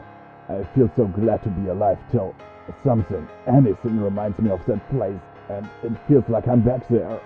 He sniffed terribly as I clenched my eyes shut. And worst of all, the second she did, I was ready to... He choked like he was being strangled. Perform? Rampage softly offered, and he sobbed again like a colt. I sat there helplessly, crying too as I listened to him right around the corner. A good pony, that's what he'd called me. He was a good one, even Rampage bearing the murderer was in her. They were all good ponies. I was the one so cowardly I had to eavesdrop. I couldn't help it. She touched me like that, and it was like she was my next on the breeding queue. Everything I felt and thought and wanted was just gone. She touched me like that, and I was back there again. He gave a hysterical half-cry, half-laugh. You want to know what I thought? What I really thought? I hope she likes it. That's what I thought. Not get your horn off me, or not how dare you, not why did you do that, not even pretend like it's not a big deal. You've been conditioned to think that way. It's not your fault. Blackjack is heading back there now to deal with the ponies responsible, right? You need not to blame yourself. This was a stupid accident. She didn't mean to do it. You didn't mean to react as you did. Neither of you is to blame. She took a deep breath. I'm going to contact Dr. Helpinghoff in Manhattan. He's a lot more reliable than those Ministry of Peace hacks. I probably wouldn't have been able to stay in the guard if he hadn't. Rampage, what are you talking about? P-21 asked softly. There was only silence, then she stammered. I don't know. I don't know what I'm talking about. I don't know any of that. But I can tell you Helpinghoff's clinic's terminal number. His receptionist is Carrot Cake. He tries to sing Sweetie Belle. I don't know why I can or how I can. So why the hell did I just say that? Now it sounded like Rampage was a pony falling apart, but it also seemed to be pulling him back together as well. She let out a shaky little sniff. Do you think maybe Blackjack's assembling the deadliest therapy group in the wastelands? Goddess, I hope not. Blackjack's a therapist. We're really doomed.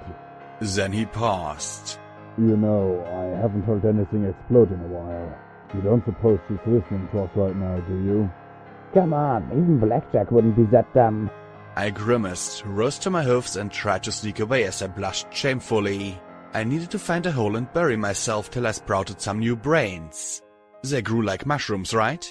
Keeps them in the dark and feeds them shit? Maybe smuts grew the same way. Unfortunately, I was so occupied by thoughts of fungal brains that I kicked an empty Sparkle Cola bottle. Blackjack! The two shouted indignantly as I ran, but afterwards, there was laughter too. Maybe there was also some hope.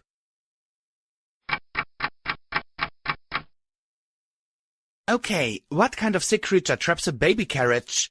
Gloria asked loudly, blatantly deflecting every trace of awkwardness off of my screw-up on the stairs. The baby carriage trap had been extremely effective using a baby's cry. Only a reflective telekinetic shove by me had pushed it down into the gap between the platform before it exploded.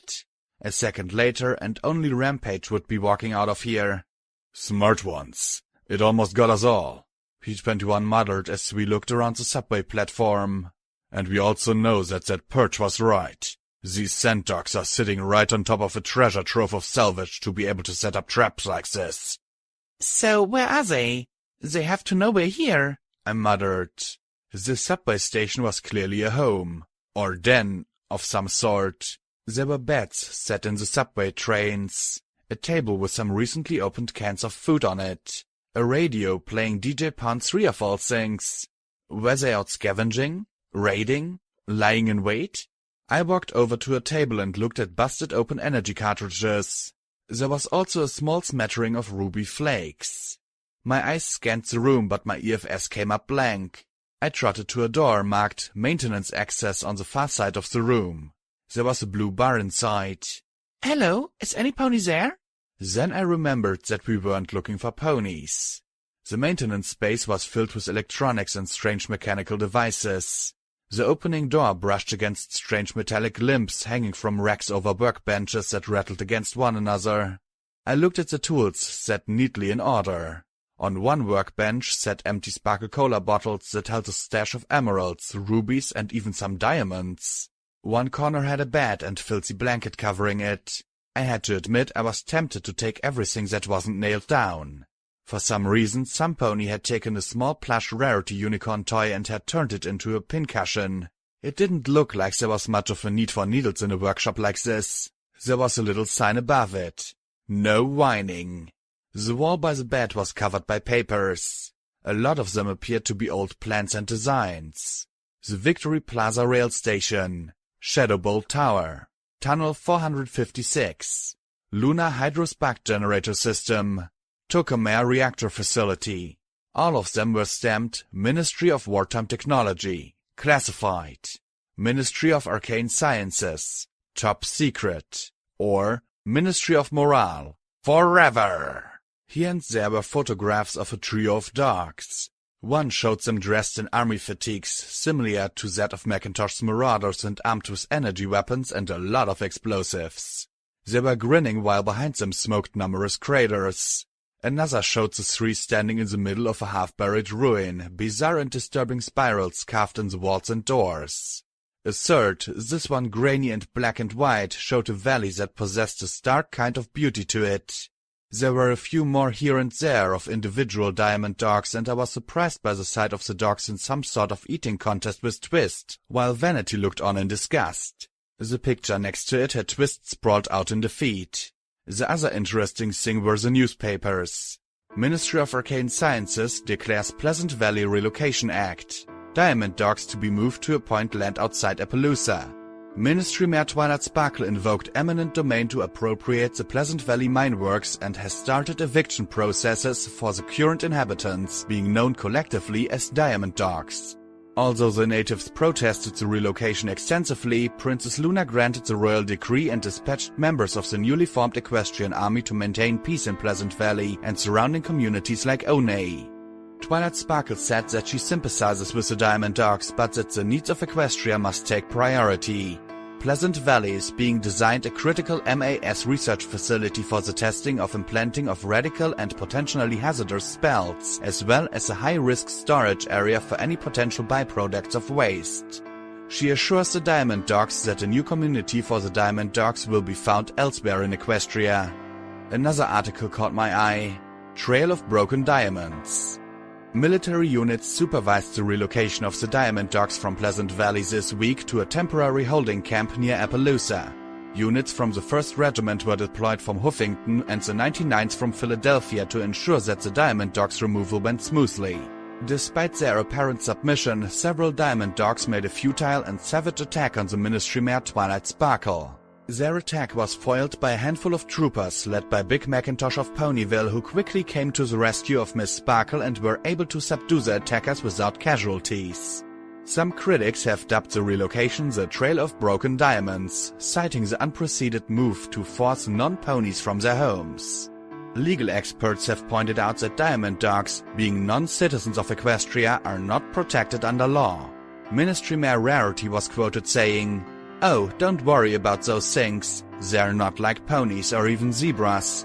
As long as there are some gems for them to dig up, they'll be perfectly fine. We'll except for the breath and the fleas and their nails. Oh, and don't get me started on their manners." Critics of the plan have pointed out the region set aside lacks sufficient clean food and water for the Diamond Dog population and speculate they will try to return to their homes in Pleasant Valley. I looked at the picture of a very relieved and slightly mussed Twilight Sparkle shaking the hoof of a slightly flustered Big Macintosh. Behind them were 2 rows of canine creatures walking away and carrying bags and sacks or pulling wagons. Pegasi flew overhead with their guns trained on the canine creatures. Off to the side, Applesnack, Doof and Twist were pinning 3 canines while Vanity tied them up. Huffington. Goldenblood to welcome Diamond Dog workers for reconstruction. And beneath it, Goldenblood, unfit for position. I saw one of the 3 from the second photograph shaking the hoof of a pale, sickly-looking unicorn. The canine, his vest ripped and patched, hardly looked happy about the deal. To be honest, neither did the unicorn. Goldenblood, once famous for his stirring Huffington Rises speech prior to his collapse on the ruins of City Hall, has arranged for several of the strange Diamond Dog beings to be permitted to aid in reconstruction efforts. The reconstruction effort has stalled due notably to the fact that ponies are absolutely lousy with digging. Diamond Dogs possess a capability to dig that far exceed what we can accomplish with sweat and magic alone. Employing Diamond Dogs is the difference between having Huffington complete in 3 years or 30. A Huffington native, Goldenblood has received increased criticism for diverting substantial resources to the reconstruction effort and has drawn the ire of aristocrats across Equestria for proposed taxes to pay for the war. His recent comments about ending the war at any cost has drawn many questions to his commitment to serve Princess Luna at the kingdom. Others question his physical soundness after his injuries. I heard the faintest sniff from beneath the bed, breaking me away from the article. Who hides under a bed? I knew who. Come on out, I said as softly as possible. I won't hurt you. It took about a minute before she emerged. I'd seen the sand dogs in Mary Pony's memory and in the pictures, but I had to admit that there was something distinctly creepy about the strange upright build of the being. Its arms hung down almost to its knees when fully upright, but nearly reached the ground as it slouched forward before me. A wet black nose sniffed constantly as she, unless Diamond Dog colts were in habit of wearing dirty dresses, kept her eyes low. I was shaken by how thin she looked. She hadn't had a stable feeding her 3 recycled square meals a day. Hungry? That got her looking at me at least for 3 seconds. I fished around in my bag and came up with some cans of cram. Personally, I wasn't convinced it was meat, but I wasn't going to eat rat meat to find out. However, she recognized the can at once. I tried pulling on the tab, but it snapped off and I was left staring at it stupidly. Damn. I can open it, Pony, she said, holding out her hand. Her other forelimb ended in a stub just below the wrist. I looked at her sheared-off stump, then nodded and floated the can to her. She sat on the bed and braced it between her knees, her remaining claws ripping the lid of the square can as easily as tearing tinfoil. She wasted no time bringing it to her lips and chowing down as quickly as she could. I feared she might choke, but she finally ate the last bit of salty pink meat and licked the inside clean. She still looked worried. Are you going to make us leave? Was I? An hour ago, sure. Why not? Help Riverside out by clearing out raiders and sand dogs. Now? No, I'm not. For some reason that made her shake as she started to back away from me on the bed with a whimper. Please don't kill me, she whimpered softly. What? And that was as far as I got as a powerful hydraulic limb closed around my throat and lifted me from my hooves. I looked around at The magical cloak behind him crackled away before my eyes. I stared at another canine, though this pale grey creature seemed more machine than flesh. The green eyes were quite sharp, though, as they glared at me like a balefire blast. Go away, Pony. This is our home now. You leave or die. From the malice in his eyes, it was fairly clear he definitely preferred the latter. Metal teeth gleamed from within old graying gums as an acrid reek made my eyes roll. He wore a faded and frayed collar studded with pale rhinestones, and there was a weathered dog tag that read, Rover. My first instinct was to try and blow his head off with magical bullets, but I took in how much metal he had on his skull. My magic had lousy armor penetration, and I could tell he could pop my head like a can of cram if I didn't kill him. I don't want to fight you. For some reason, the statement just seemed to piss him off more. Oh, then you want us to leave? Or you wish us to dig? Or fight? Or experiment on us? Or you just wish to whine at us? He snarled as I dangled in his grip. Why not, ponies? Just leave us alone. I will. I didn't know. I'll take my friends and go. I don't want to kill you. I replied, and I really didn't want to die. Somehow he looked sour about that, but given how hungry he looked, I was glad he wasn't adding Pony to the menu. He carried me out into the subway platform where more dogs were appearing from holes in the tracks, ceiling and, for some, thin air. A few clearly had some sort of cloaking talisman built into their cybernetics. P21 and Rampage were both pinned down physically, and Glory, who'd flown up to a vent in the ceiling, was kept pinned by small arms fire. The kunai remained standing calmly behind her magical barrier with the minigun focused on the 3 largest and most heavily augmented dogs, driving them back with bursts of fire that sparked and rattled off their metal limbs. Fight's over, we're leaving, I shouted. Not yet, I almost got them exactly where I want them, Rampage yelled as she squirmed beneath one who sat firmly upon her. Fight's done, Rampage, I said as I glanced back at Rover. He looked decidedly sour but set me down. Slowly the combatants released each other and I got a better look at these sand dogs. This was just like Riverside. There might have only been 2 or 3 dozen at the most, and even if the people were far stranger, there was no missing the signs of hunger, the slat sides or thin limbs. Even their augments didn't seem to be working with as much power as they could. I saw one sand dog taking the ruby flakes from the table and brush them into a little port on her limb. Instantly, the lights on the arm glowed brighter. I glanced over at P-21 as he was released, then looked up at Rover. You know, there was a raider camp we took out an hour ago not far from here. They had food.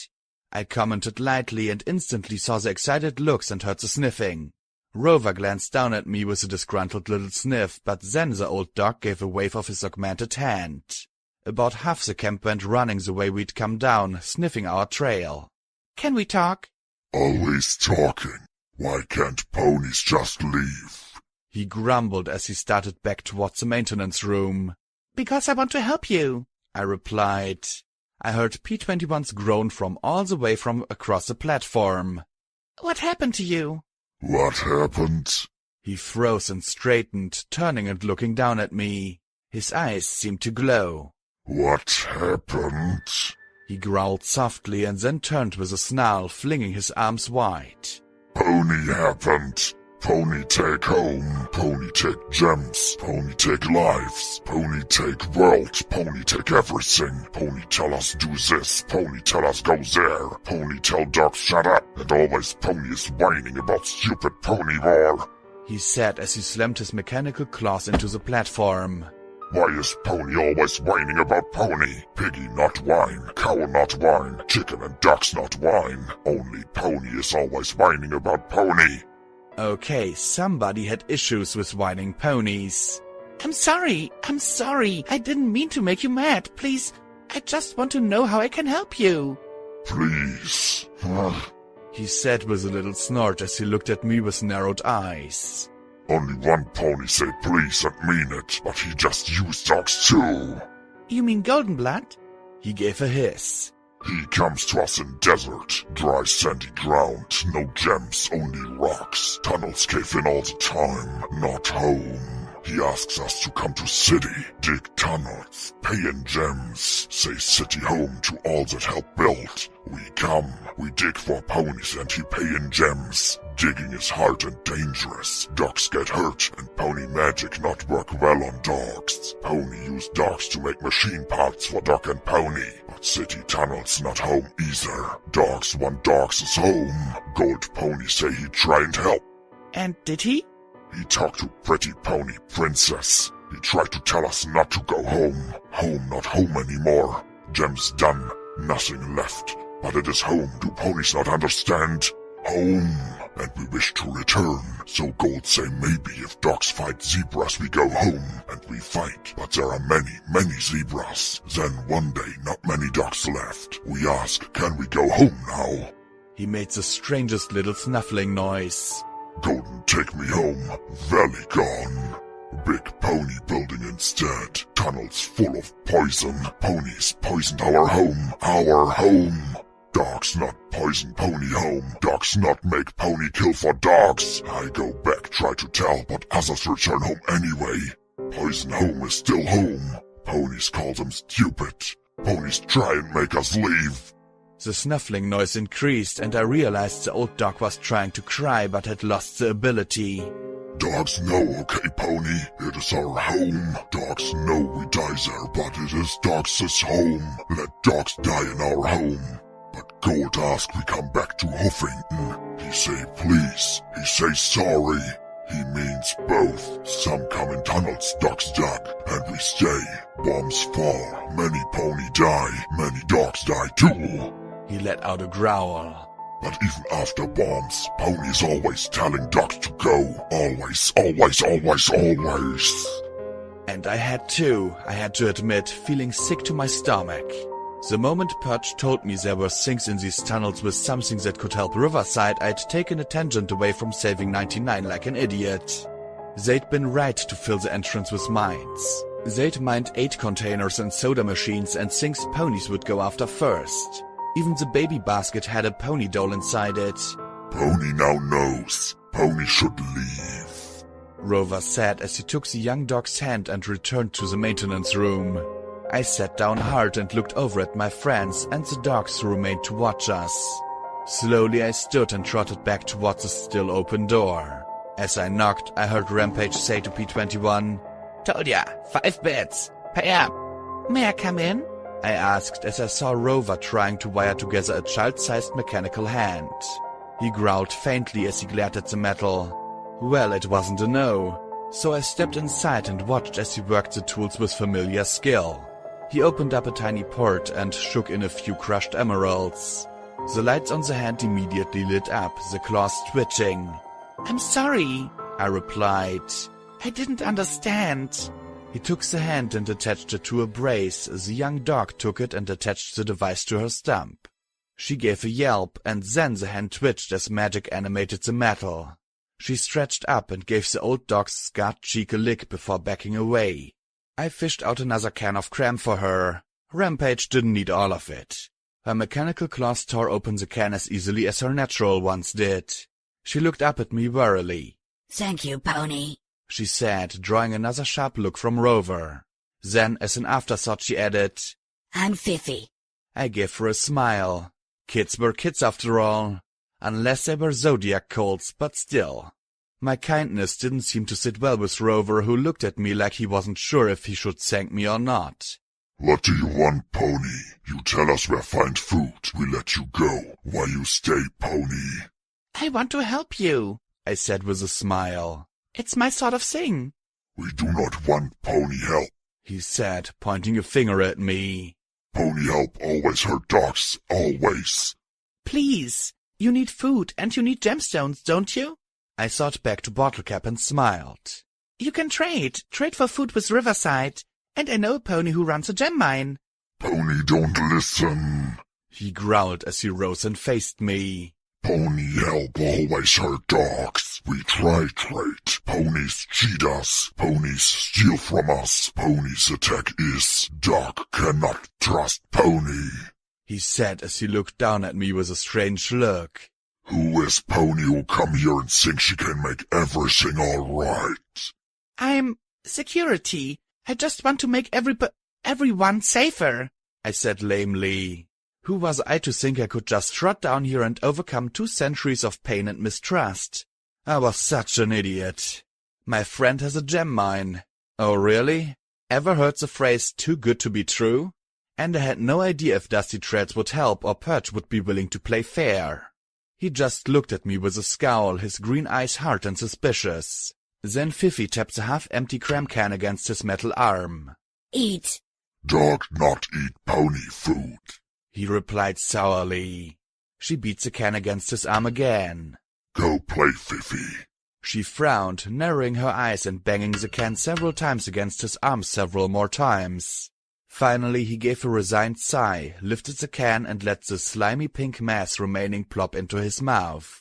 He chewed, looking at me thoughtfully. Pony thinks she can get other ponies to listen. I can try. That was the most I could promise.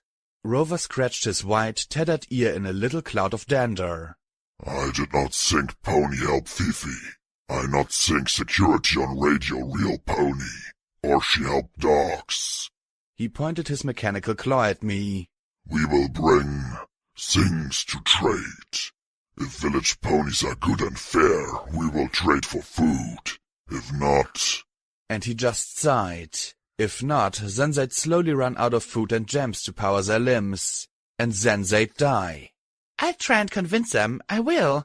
I'll do better. I couldn't change the past, but I could at least try and do better now and in the future.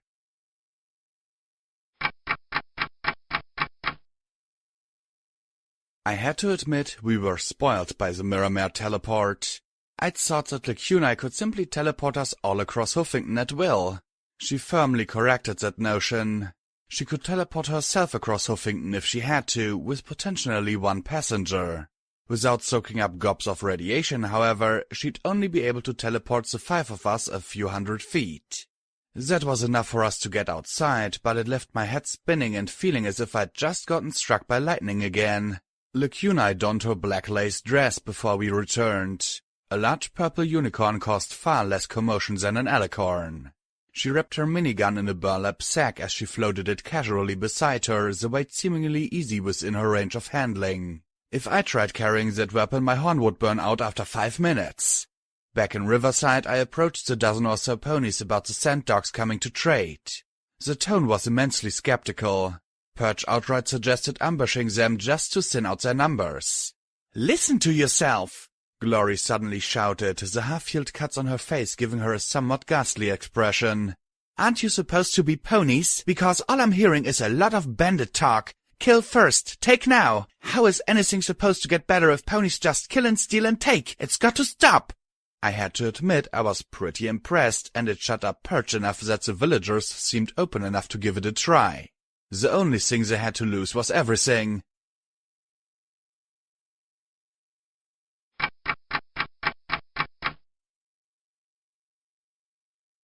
I tried giving Thrush a hand with repairs. However, there are certain ponies who should never be given anything like a hammer or nails, and I'm just such a pony. After nearly braining oil can with a hammer and spilling my nails into the bilge water that collected from the leaks, it was generally agreed by every pony that I should go wait in town for them to finish.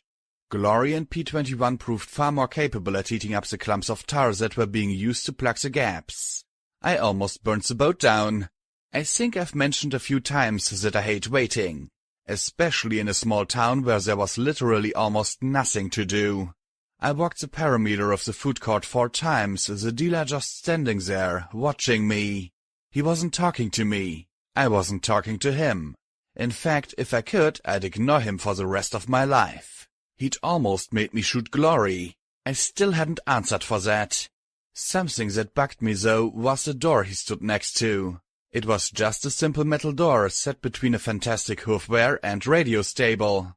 The symbol on it was small and seemed faded even before 2 centuries of exposure. Glaring at him once, I took a closer look. It was 7 familiar symbols. A moon, a starburst, 3 apples, 3 balloons, 3 diamonds, 3 butterflies, and a cloud and lightning bolt.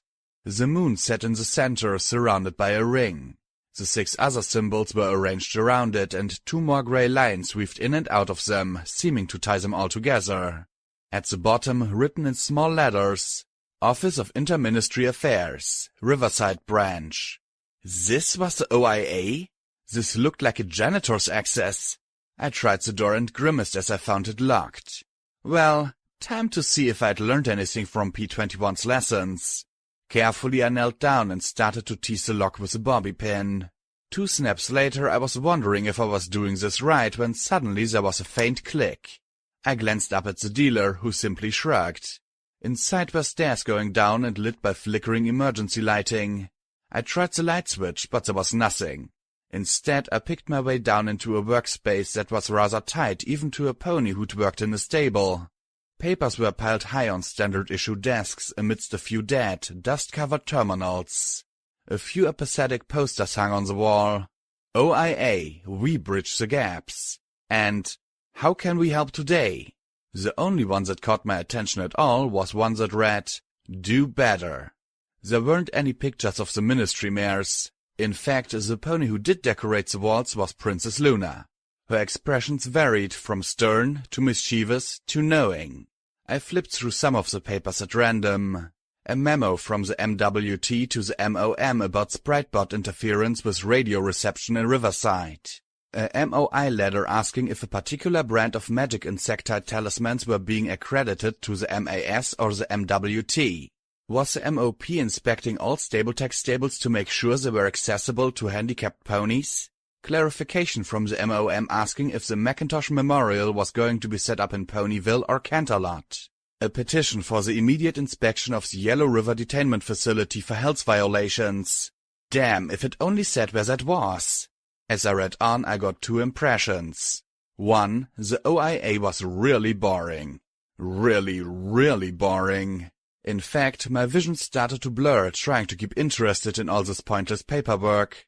Really, why would any pony care about whether Mr. Horse was a Huffington native or if the MOI preserved any zebra artifacts excavated during the reconstruction or why Twilight Sparkle had missed an appointment in Huffington's MAS hub? Who cared? But apparently that was the OIA's job. And that led me to another thought. The OIA was everywhere. They were connected to everything in Equestria, even outside Equestria. There were memos from Little Wing Imports asking about delayed permits for zebra wares, contract agreements being negotiated with Griffins to supplement Pegasi forces during winter wrap-up, Buffalo mineral access requests. Was there anything the OIA didn't get stuck in the middle of? And yet, while all the focus was on the ministries, there was barely anything on the OIA itself. No pony seemed to be asking questions about its offices or practices. In fact, I saw one letter that read, "How does one join the OIA?" And it had been circled and a note written, MOM? I didn't understand how a bunch of egghead pencil pushers could be doing so much unnoticed. How could Project Chimera be legal without the MOI exposing it or the MOM arresting Dr. Creepy Pony? Or had it been as Applebot claimed that the ministries themselves were behind the project and the OIA facilitated? Maybe that was why they'd been shut down so abruptly. They knew too much. I moseyed into a small hallway, past 2 bathrooms. The yellow 8 boxes with inhaled healing potions that had melted through their bottles, and saw a smaller office with something interesting. A dead pony. In the dry air she'd mummified almost as much as Vanity had. The black flakes clinging to the wall next to her desk and the small 9mm pistol told me this was probably a suicide. Her terminal still hummed softly. I tapped the keys and after a few flickers the screen came to life. OIA emergency code EC1101 active. Please await further contact from EC1101 for succession protocols. The terminal was stuck on that message.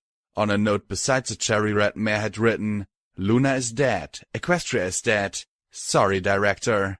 I thought of the pictures out in the main workroom. Apparently, having no ministry mare, the OIA had latched onto the princess herself for inspiration. Looking down, I noticed something by the dead unicorn's horn. A memory orb. However, instead of being clear, this one was a definite warm yellow gold. There was a letter half stained with blood. "I know you're depressed, Cherry Soda. I know these are rough times. The OIA has a mission to fulfill and duties to be performed. Have faith in the princess. Cooperate with Horse however you can. Hopefully this will show you even The password is..." And of course the rest of the letter was blackened in blood.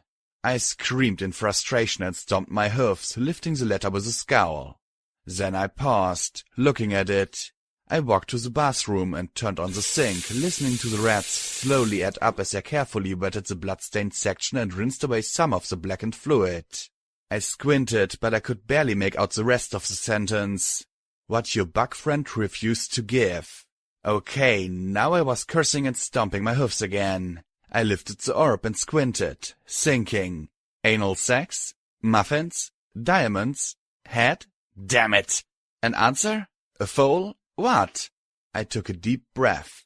Okay, think about bugs and mares as something outside Stable 99. What was something a bug gave a mare? Semen! Damn it, Blackjack! I tried to concentrate. Bugs and mares were different back then. They didn't just schedule a time to do it, they certainly weren't forced to do it.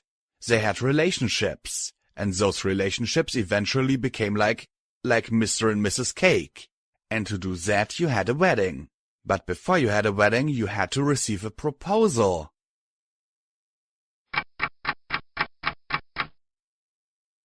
Oh boy, some pony put this poor bastard out of his misery. The bug I was in lay on his side, and from the pain and lethargy in his body he couldn't be long for this world. His insides bubbled with every breath and he ached from horn to hoof. There was something that felt like a numb horn pointing in his side. "You've looked better, Golden Blood," a familiar, wonderful, intelligent voice said calmly from the doorway. My host looked up slowly over at the majestic sight of Princess Luna standing in the doorway, and his lips curled in a reactive smile. "Your Majesty, my apologies for not rising, but I'm afraid I'm a bit indisposed," he said with soft, weary humor. "That's all right. I've only been ruler for 3 days and I've had enough bowing, scraping and your majesties to last me a lifetime," she said as she trotted before him and levitated the pillow, sitting neatly upon it. "I was told you gave quite a speech. Huffington rises? Very catchy, particularly when you keep giving it even when you were bleeding out of half of your orifices. She reached over and brushed his mane from his eyes. Does it hurt? Not at all. I suspect the zebra's poisons burned away all the nerve endings. Painkillers take care of the rest. He lied boldly, and from the sympathy in her eyes it was clear she didn't believe him. But they could both pretend and not think about it. So, to what do I owe the honor? I wanted to talk about Little Horn. I felt Golden Blood deflate a little, collapsing against the mattress. Forgive me, Your Majesty. It's not something I can discuss. You were the only survivor, Golden Blood. What happened? What really happened besides what is in your report? I know you left something out. I can feel it. It's all there in my memory, Your Majesty. Every bit of horror, every monstrous moment. He took a breath like a bubbling kettle before he hocked up a wad of pink and spat it in the basin. It smoked. I know. But there was still something left out. Something unsaid. So, what's really bothering you, Your Majesty? She took a deep breath and rubbed her eyes. I'm in charge of the country and a war that is consuming half the world, and everything is a mess. A complete mess.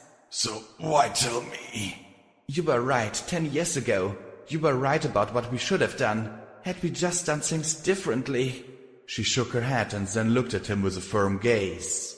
I know the mistakes Celestia made, but what I'm not sure is how to fix them.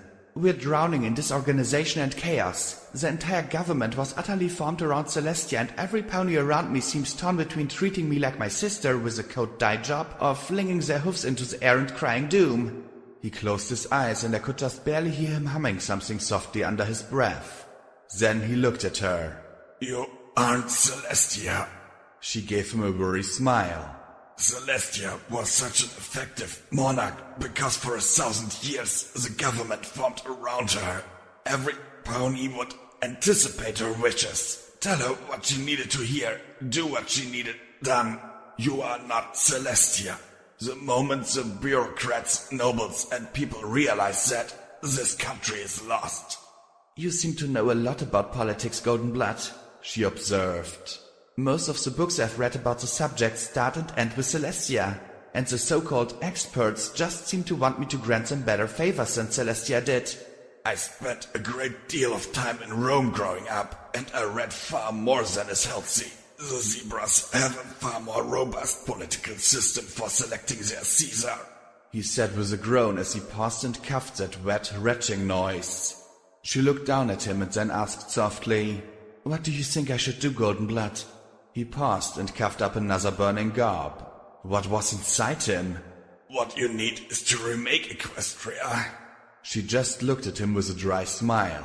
Oh, that is all? Equestria is in shock.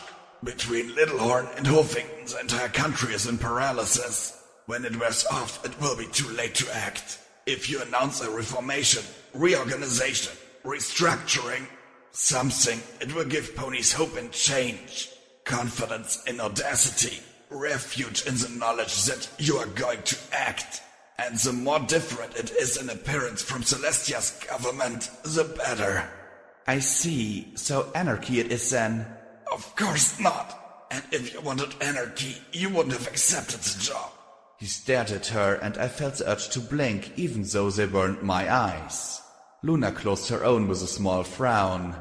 I will rule. Celestia gave Equestria more than 1,000 years of peace and prosperity. I will do no less. Not good enough, he replied, closing his eyes and tugging the blanket over him.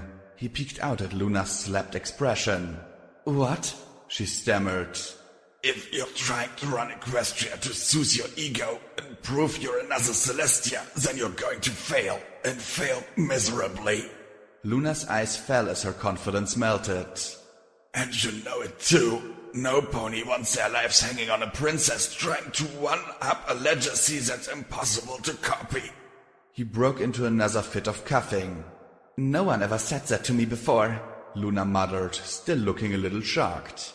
Well, I'm dying, so I have certain liberties, he replied, spitting up another noxious bloody gob. He took a slow and deep breath. For the right ruler, ponies will give anything and everything they can.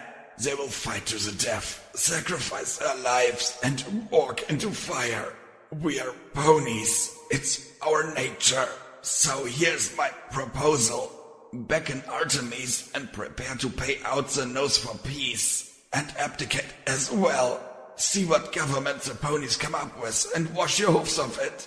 Otherwise, decide why any pony should bow to a princess that doesn't even know why she should rule, save she's a princess. Luna glared at him coldly, but I could see the uncertainty in her eyes. Our people have suffered for 10 years in this war. Now it's my chance to make things better. To make those 10 years count for something. To make it all mean something. And I will do so even if it means my life. Princess may be my title, but I am not going to forfeit my responsibilities and obligations to my people. And I will make things better. I will give the ponies of Equestria the future they deserve at any cost.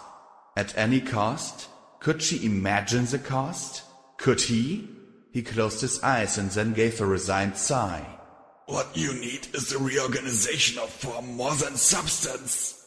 You want to stay in charge, but you need a break in Celestia's status quo. You'll have to do something she never did before. You'll have to share power, or at least make the appearance of sharing. Share power? But how? Celestia... The roles and obligations of government remain the same. Under Celestia, they were executed almost automatically. 1,000 years of political stagnations will do that. Instead, you're organizing them into bureaucracies or groups, different form with the same function. He paused as he closed his eyes again, and for a moment I wondered if he'd just died or something with how still he lay there. You're going to need help. Ponies you can respect, and who respect you. Ponies with skill.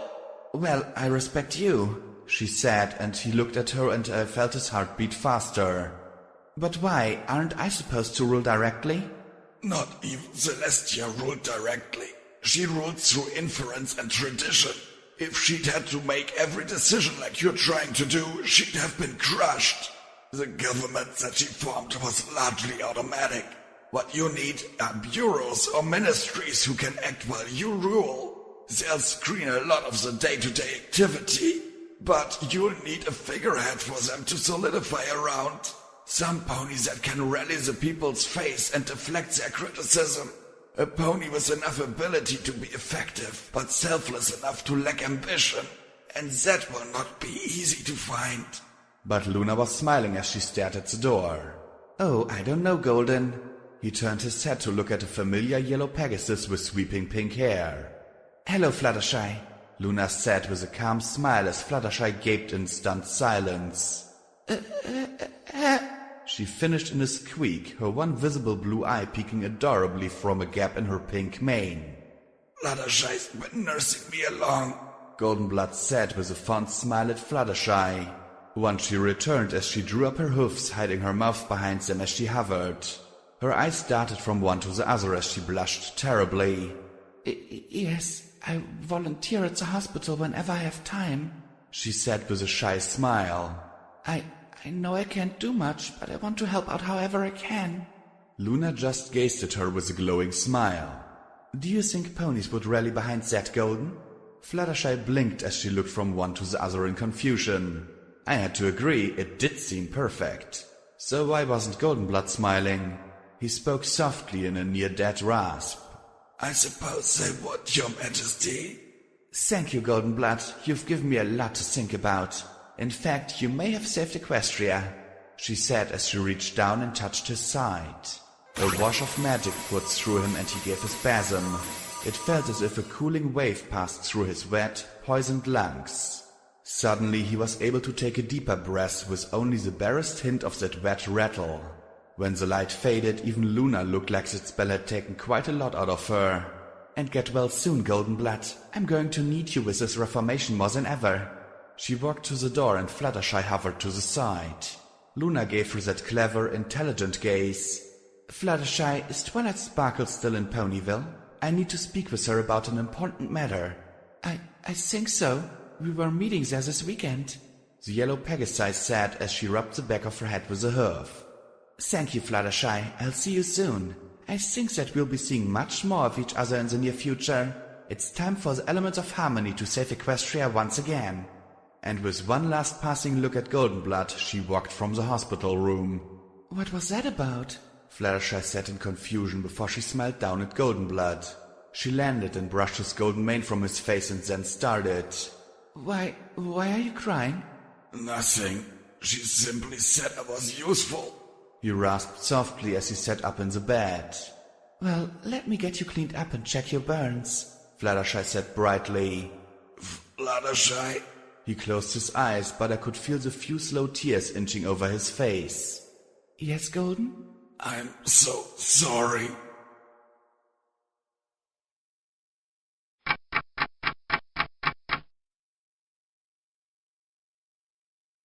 Coming out of that, I felt as though I were flying through the air, a hiss filling my ears. Still, I couldn't help but remember something Watcher told me. I know ponies whose fuck-ups killed millions. I'd just seen such a fuck-up. Goldenblood had given advice to Luna that she then took and applied to form the Ministries. And Goldenblood had been horn-deep in it, apparently. And I blinked as I stared out at the river before me, the water flashing past my dangling hoofs as I hung off the bow of the seahorse, my hoofs tied to the rail. I screamed, waving my hoofs wildly as we flashed across the storm-grey waters. Okay, she's awake now, Glory yelled back, waving her hoofs. Get me off this thing, I begged.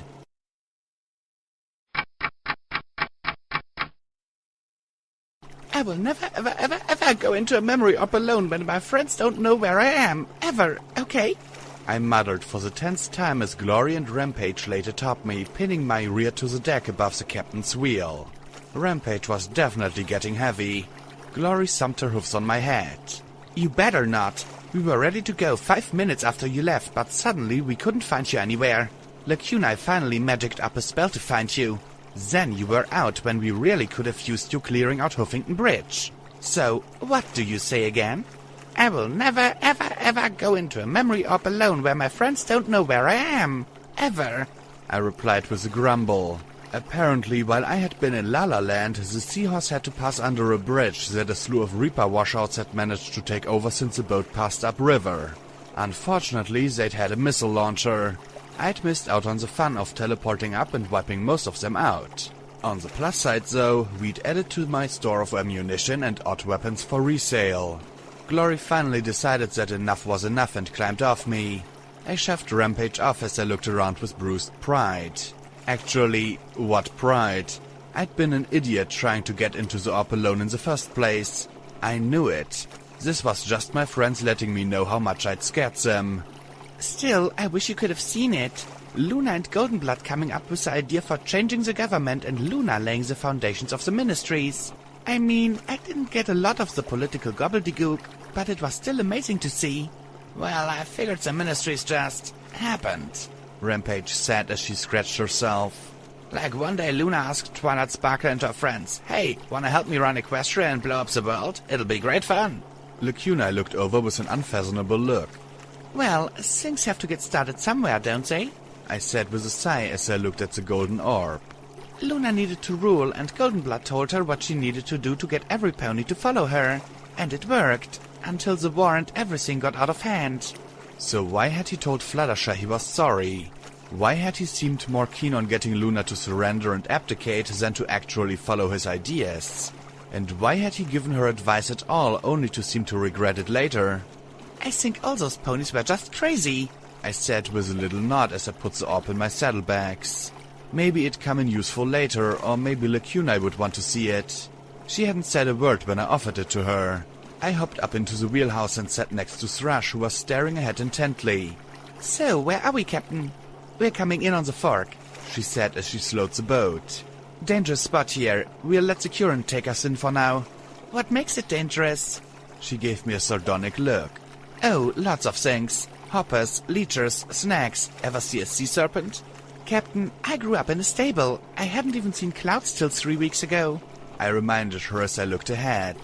We were off the northern tip of the car, and the river had widened to the point that it more resembled a big lake to me. There were buildings rising out of the water, street lamps, signs, and countless smashed boats littered the water like so many toys in a bathtub. We passed by a large barge bleeding rusty rainbows from a mountain of barrels stacked on its deck. Past that, a large skywagon made a bridge between two apartment buildings standing like tall, lonely islands. What caused this? P-21 asked, covering his nose with a hoof. The water reeked of iron and worse. Bear fire bombs?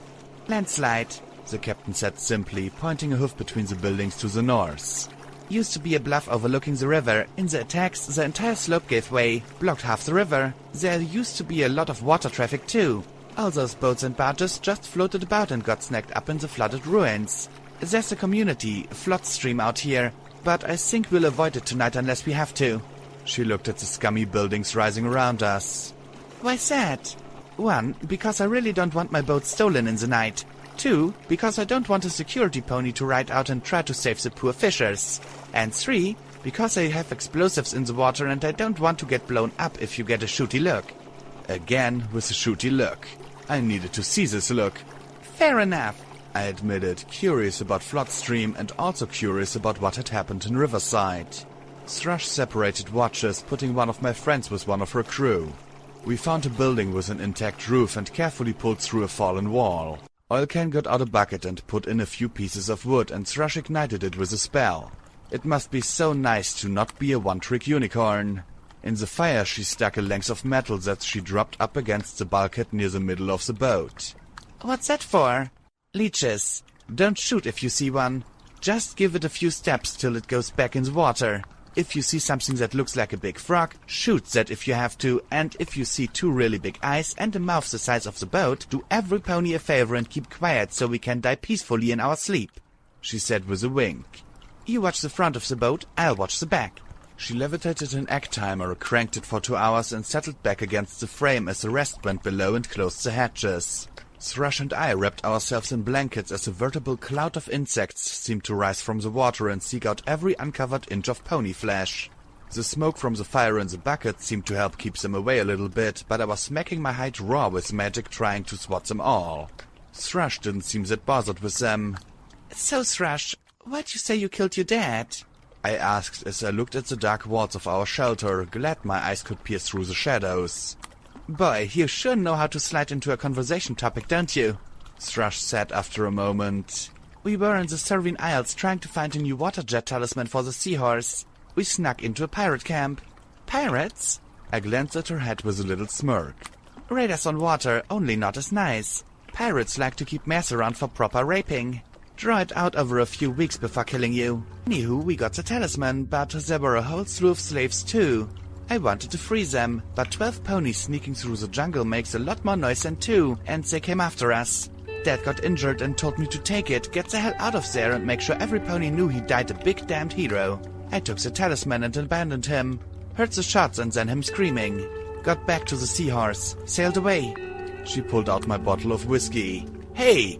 I checked my saddlebags and sure enough, it was gone.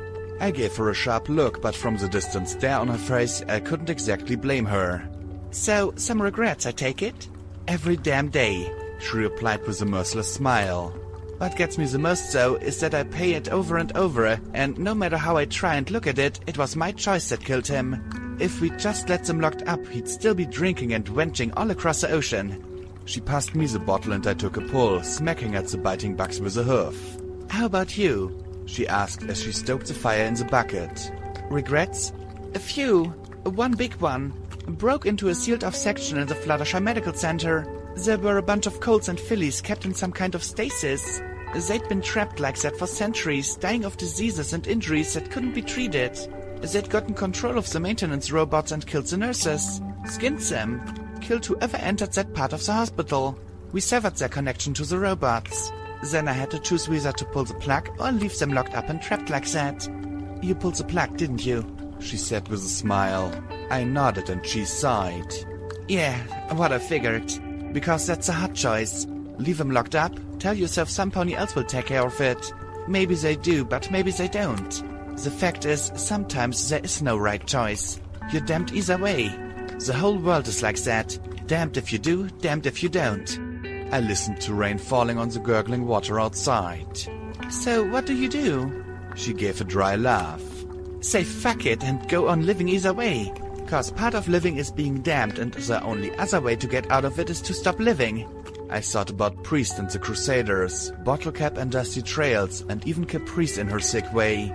Yeah, each of them had screwed up somehow, but they kept going. Was goodness just an illusion? Virtue just the best we could muddle through? Virtue. What was my virtue? Why did a not smart pony like myself have to think about these things? I just wanted to be better than the wasteland around me. I wanted to leave ponies better for my helping them. I seemed to just leave them dead. No, I'd helped in Riverside, hadn't I? And Chapel, though by accident. I'd keep helping if I could. I'd find out where EC 1101 was supposed to go and turn Hoofington around in the process.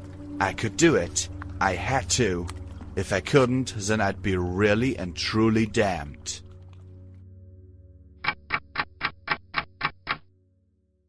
I was staring out at the front of the boat when I noticed it. A strange black mark in my mutant night vision, like a blob of night creeping along the edge of the boat towards me. Somehow I couldn't move or sink as that shapeless mass undulated closer and closer to my hoofs. It was like a black, shiny, pony-sized thing crawling towards me for succor. The mass of darkness was a thing from my nightmares, and I stared as the pointed, tapered end of it lifted and opened. Dozens, perhaps hundreds of hooked teeth glistened as it oozed its salvia from the tip. I stared, wondering if my brain had truly snapped for good. Then the glowing tip of the iron floated past my head and pressed into that maw with a sizzle and an iron reek. The blob hissed and writhed as it fell back into the river with a soft splash. Usually leeches are bigger than that, she said in my ear before returning her iron bar to the fire bucket. Leeches. It went on my mental list of things to hate about Hoofington. Then it was underlined, circled, and had stars put around it.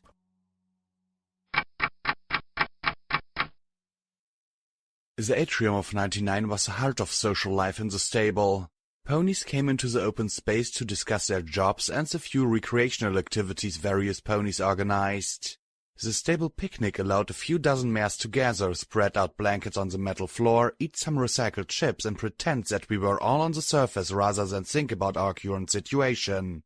I didn't like Daisy's mom. No pony did. She was by far the largest mare in the stable and in charge of the second shift, which put her right behind Mom on the pecking order. She could be nice. Without warning, she could shift straight into vicious little comments that could become painful beatings or kickings with the slightest provocation. So it helped a great deal that I'm such an idiot when I trotted right up to her and told the biggest, meanest mare in the stable, "Petunia, I'm placing you under arrest for beating up Daisy. Please come with me to security for processing." Mom, sitting right beside her, went very still. "What the fuck is this, Gin Rummy? You put your bread up to this as a joke?" Petunia said as she chewed slowly on a grey fungal chip. A chip named Go Fish, no doubt. "Go Fish, what are you doing?" she muttered in horror. "Being security," I said firmly, pointing a hoof at Petunia. "She beats up Daisy. She cuts her too." "Fish, go back to our quarters, please," Mom said firmly as she rose and escorted me from the atrium. When we were out of sight, she whirled on me. "Go Fish, how could you say such things?" "'Cause she does, Mama," I insisted, stomping my hoof as I looked up at her. "Daisy comes to school all bruised and cut up. Petunia's the only one who can be doing it. Daisy can't cut up her own flanks, can she?"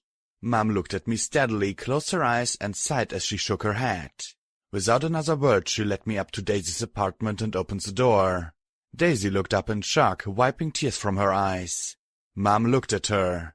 "Daisy, Go Fish made a very important accusation just now." Daisy stared at me in horror as Mother asked slowly, "Does your mother hurt you in any way? Kick you? Cut you?" And Daisy just bowed her head. "No, ma'am. I get in accidents a lot. And fights." "I see," Mom said in resignation. "And you know to report if she does?" A slow, lethargic nod. "Daisy, tell her what she does to you." But Daisy just gave me a chilling look. I'd gone from her friend to something else entirely. Something past what duct tape was. This was all going very horribly wrong. "Let me save you. That's what security ponies do." "That's enough, Go Fish. Let's go. You'll have to write an apology to Petunia."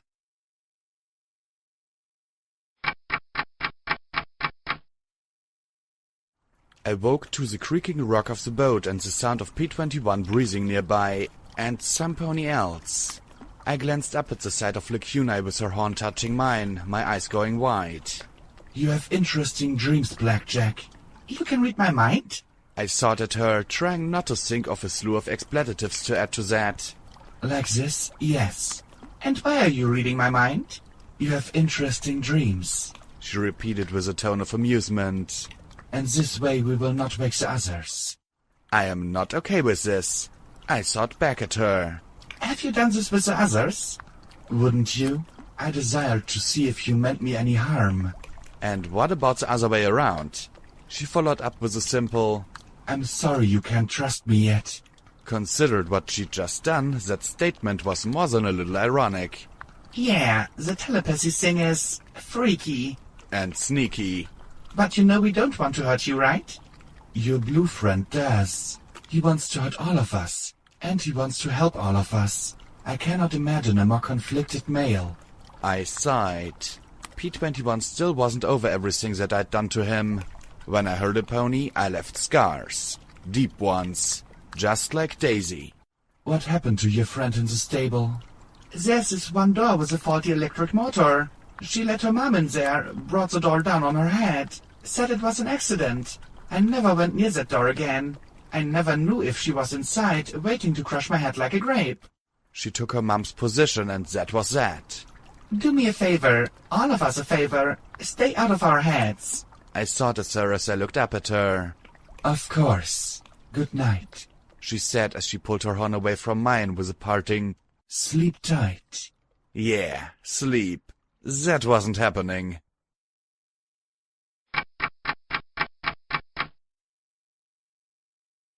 In the morning I found Glory shaking, holding one of the cold metal rods as if it were a magic wand to protect her.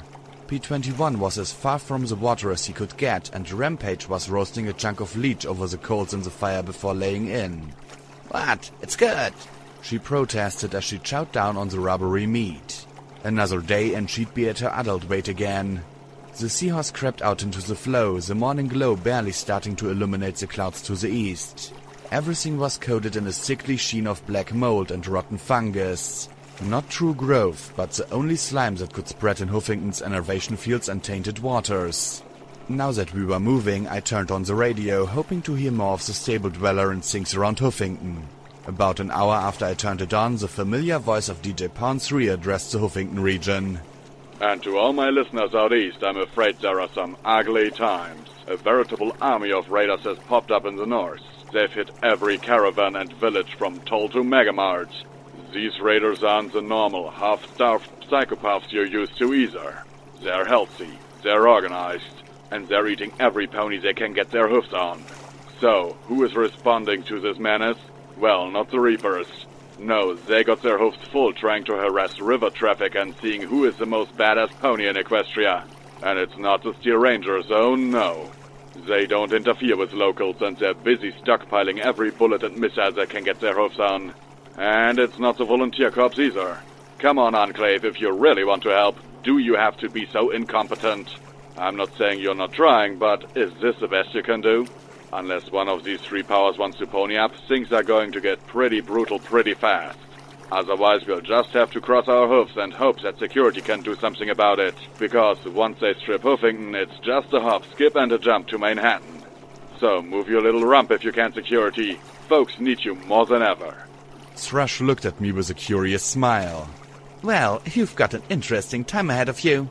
My mane itched like mad from all the humidity of the river, and I scowled as I looked out at the slimy buildings and bobbing ruined boats and barges. Where the heck are they all coming from? I cleared out Wizards and Pony Toes. West side's always been lousy with raiders. East side of the river there's too many ponies with really big guns for them to build up past small groups, but on the western half ponies are exposed and fair game. The Reapers don't keep their numbers down unless they get annoying. Heck, half the bandits and raiders in the hoofs seem to want to join up with the Reapers. Thrush slowed and gave a barge covered in giant frogs a wide berth. My guess is an entire village ran out of food and went raider. Not sure who it would be, though. There's a lot of little squatter villages between here and there.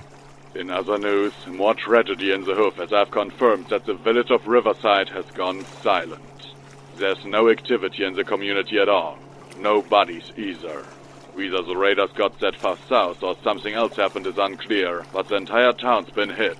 Hopefully survivors make it to safety and are able to tell us what the heck happened. And I really wish I could end there, Hoofdies. But if you're in the south, keep your eyes open for stripes.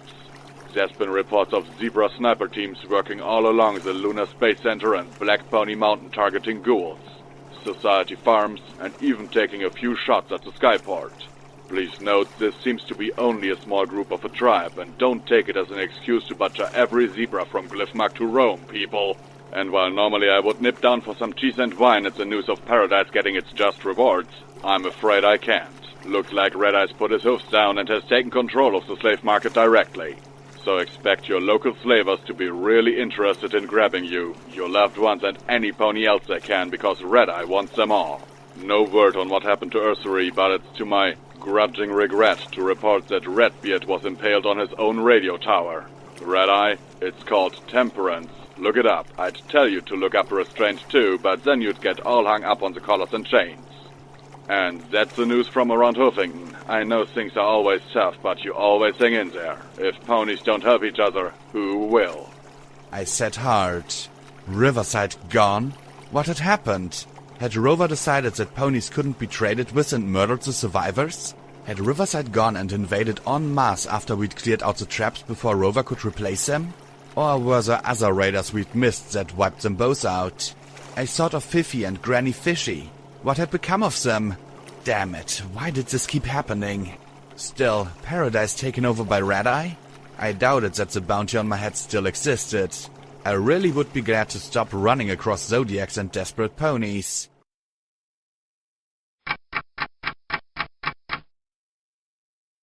We need to put in at Flotsam for an hour, Thrush announced with a sigh, more to her crew than to us.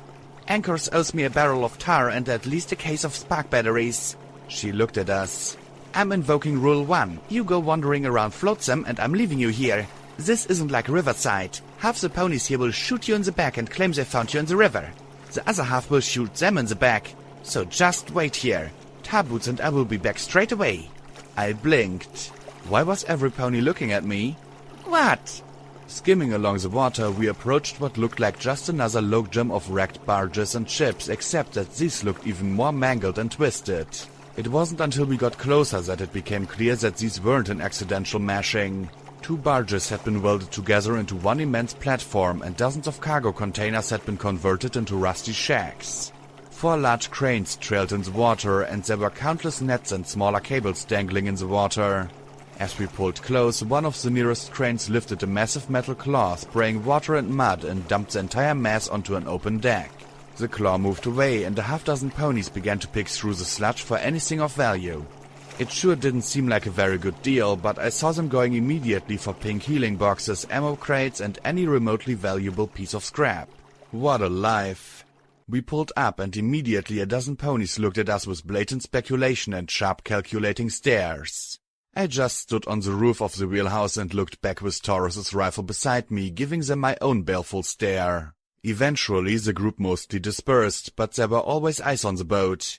5 minutes, no exploring, Thrush warned me as she and Tarboots hopped off and trotted toward the largest crane. Every pony acts like I can't control myself, I muttered as I walked along the rail, looking out at the filthy, muddy ponies. Not just filthy.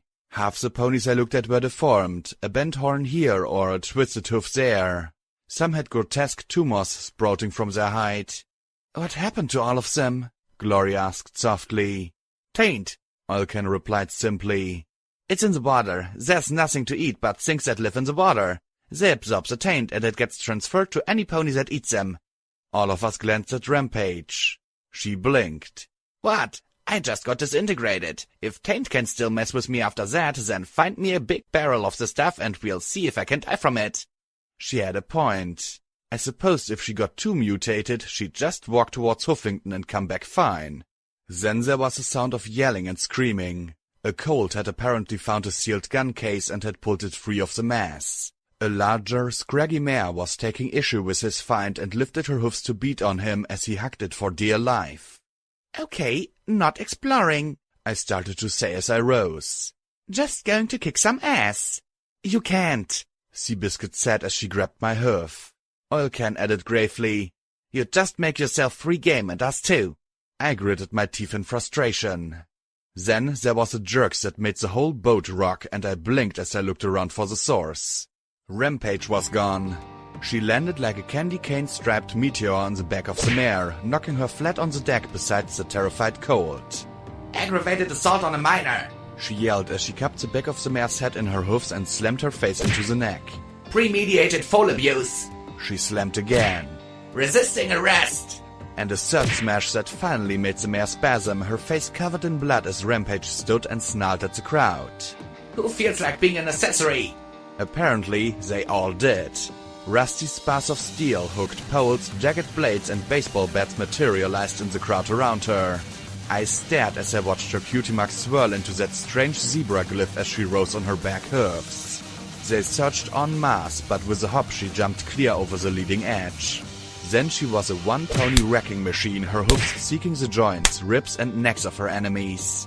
I'd seen this kind of fighting before in static pictures of fighting techniques. These moves were the light side of Fallen Caesar technique, fighting with restraint rather than to kill. And she could kill with a tilt of her hoofs from flat to point. Just that, and her hoofs would be going through her enemies rather than bruising ribs or spraining joints. Her red stripes seemed particularly brilliant as she moved through them like an avalanche. Ponies on the cranes were rushing out now with high-powered rifles, but any fight that was left found itself sprawled out across the deck. Just like that, any pony who had a problem with Rampage left rather than face her glare. The colt had released the fallen gun case and now shook the fallen mare. Mama! Mama! I saw the skull forming like it was rising from the depths. Saw that smile on her lips. Fuck no. One shot fired, passing under her ear, the hollow point tearing off half her face as it exited. Floating the rifle, I advanced as she fell, keeping the barrel on her. When she regenerated, I fired again, and again, and again. The entire village stared in shock as I repeatedly blew her brains out. Will some pony get this kid and his mom out of here? I shouted and then fired as she started to rise. I did not want her to get her hoofs under her to make me deal with a murderous pony using Fallen Caesar style on me. Some got their wits together enough to drag both kid and mother out of sight. Some other scumbags snagged the gun case. I hoped it was loaded with armed grenades. Finally, we were alone in the center of a large area of no pony wanting to look at the crazy mares. Rampage just lay there and I watched as the skulls seemed to dissolve into a swirl. Thanks, she muttered as she sat up and looked at the red and gray smears across the rusty deck. What'd I do? Rampaged. And thank goodness without her armor. Do you remember? Some cunt hit a kid and I think I was going to, arrest her? She blinked at me owlishly before she nodded. Yeah, I think that was it. Then it got all fuzzier and fuzzier. Freeze! Don't fucking move! Two unicorn ponies shouted as they pointed rifles at both of us. No pony disturbs salvage operations in Flotsam! Rampage just took one look at them and then leaned forward to press her forehead against the barrel of the gun. What, you think your gun can drop me when hers couldn't? Go on, try. And then, when you run out of bullets, I'll fuck you with the butt of your own rifle. Okay, that was a little more disturbing than I'd anticipated. I put on my best cocky as fuck grin. Look, fight's done. See to the injured, be glad they're not corpses, and let's forget all about this little disruption. The two looked at Rampage and then at each other. The strapped earth pony kissed at the one pressing the rifle to her head. Finally, the pair backed away. Just get the fuck out of Floodstream. They finished lamely as they backed away. Gladly, we trotted back towards the seahorse. I'd seen all I wanted to of this place. Then I paused as I saw a pony sorting junk. My eyes were drawn to a slim black case the length of my fetlock next to a heap of bent sporks, cracked Ministry of Awesome coffee mugs, and battered plates. The bug pretended I was invisible as I pulled it out with my magic. Where'd you get this? He looked at me finally, then at the case. He lifted a hoof and I stared at the tentacles that wriggled at the end of his limb. Ministry of Awesome Sky Carriage last year. Good salvage. You like it? He asked with a hungry grin. 10 caps, I said, trying not to shudder as his tongue slipped out. It looked like a grey pipe.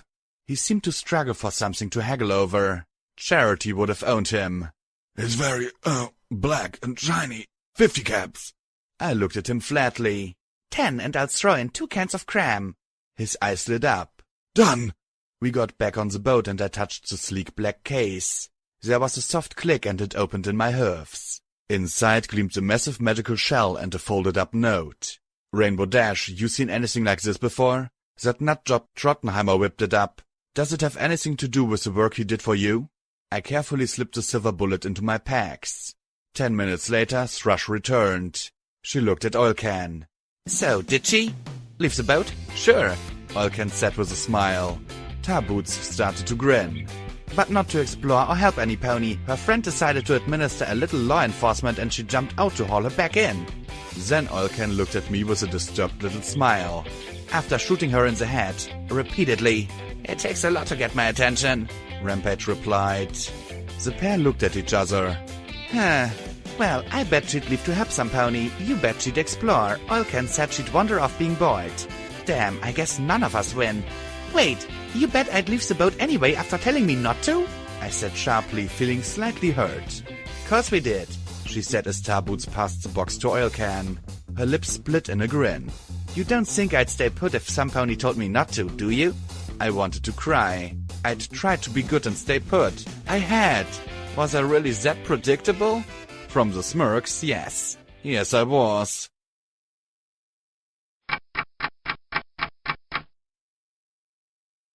We were leaving Floodstream and the fog behind, heading north. I admit I was glad to be putting some distance between me and the core. The east side of the city was full of industrial ruins rather than residential.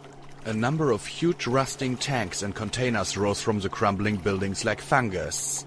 Like the west side, most of the factories bore black char marks from the intense flames. Boom Inc. rose over the largest container, spelled out on smokestacks that looked like sticks of dynamite. I could only imagine that fire when the city went up. The river was carrying us north towards a gap between 2 hills connected by a concrete arch. Okay, if we can make it past Zenith Bridge, we should be fine, Thrush said as she looked up at the structure. And there's a problem with that, isn't there? I asked as I looked through the binoculars. Both sides of the bridge had been fortified with trailers, slabs of concrete and sandbags. On one side was a black pony skull on a red flag. On the other side's flag was a half-apple with an inlay of 3 magical sparks ringed with gears, held by crescent-shaped wings, and overlaid by a sort of war with a mouth brace hilt. The Reapers and the Steel Rangers both contest the bridge, and neither side is so short on ammo that they won't take shots at us down here. It can get kinda hairy at times, since both sides have missiles. She sighed. Usually we pass by at night, but that's 8 hours from now. So, I rubbed my chin. Just speaking hypothetically here, if something exploded on the Reaper side, they'd be more inclined to shoot at Steel Rangers than us, right? Thrush nodded with a smile. Yeah, we've done that before, but we don't have any missiles. She looked again and scowled. Shit, they've spotted us, probably waiting for us to get in range now. They were looking at us and each other. Maybe that meant they wouldn't be looking up. I looked at Glory. Thrush looked at Glory. She gave a nervous little smile. What? Why are you both smiling at me like that?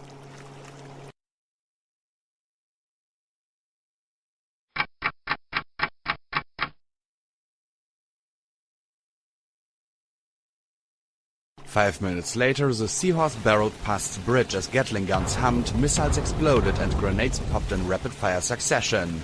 And to think, all of that was due to one grenade dropped by a Pegasus. Only one missile streaked down at us, but we powered past it as it blasted a pillar of foamy water behind us. 2 minutes later we were clear, and the Reapers and Rangers were still busying themselves with pounding away at each other. Glory fluttered to the deck, looking back. Oh, I hope no pony gets hurt.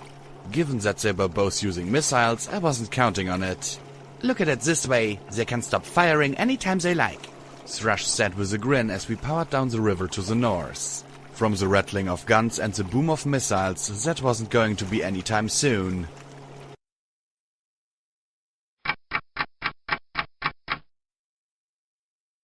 Tall was the last bridge crossing the river.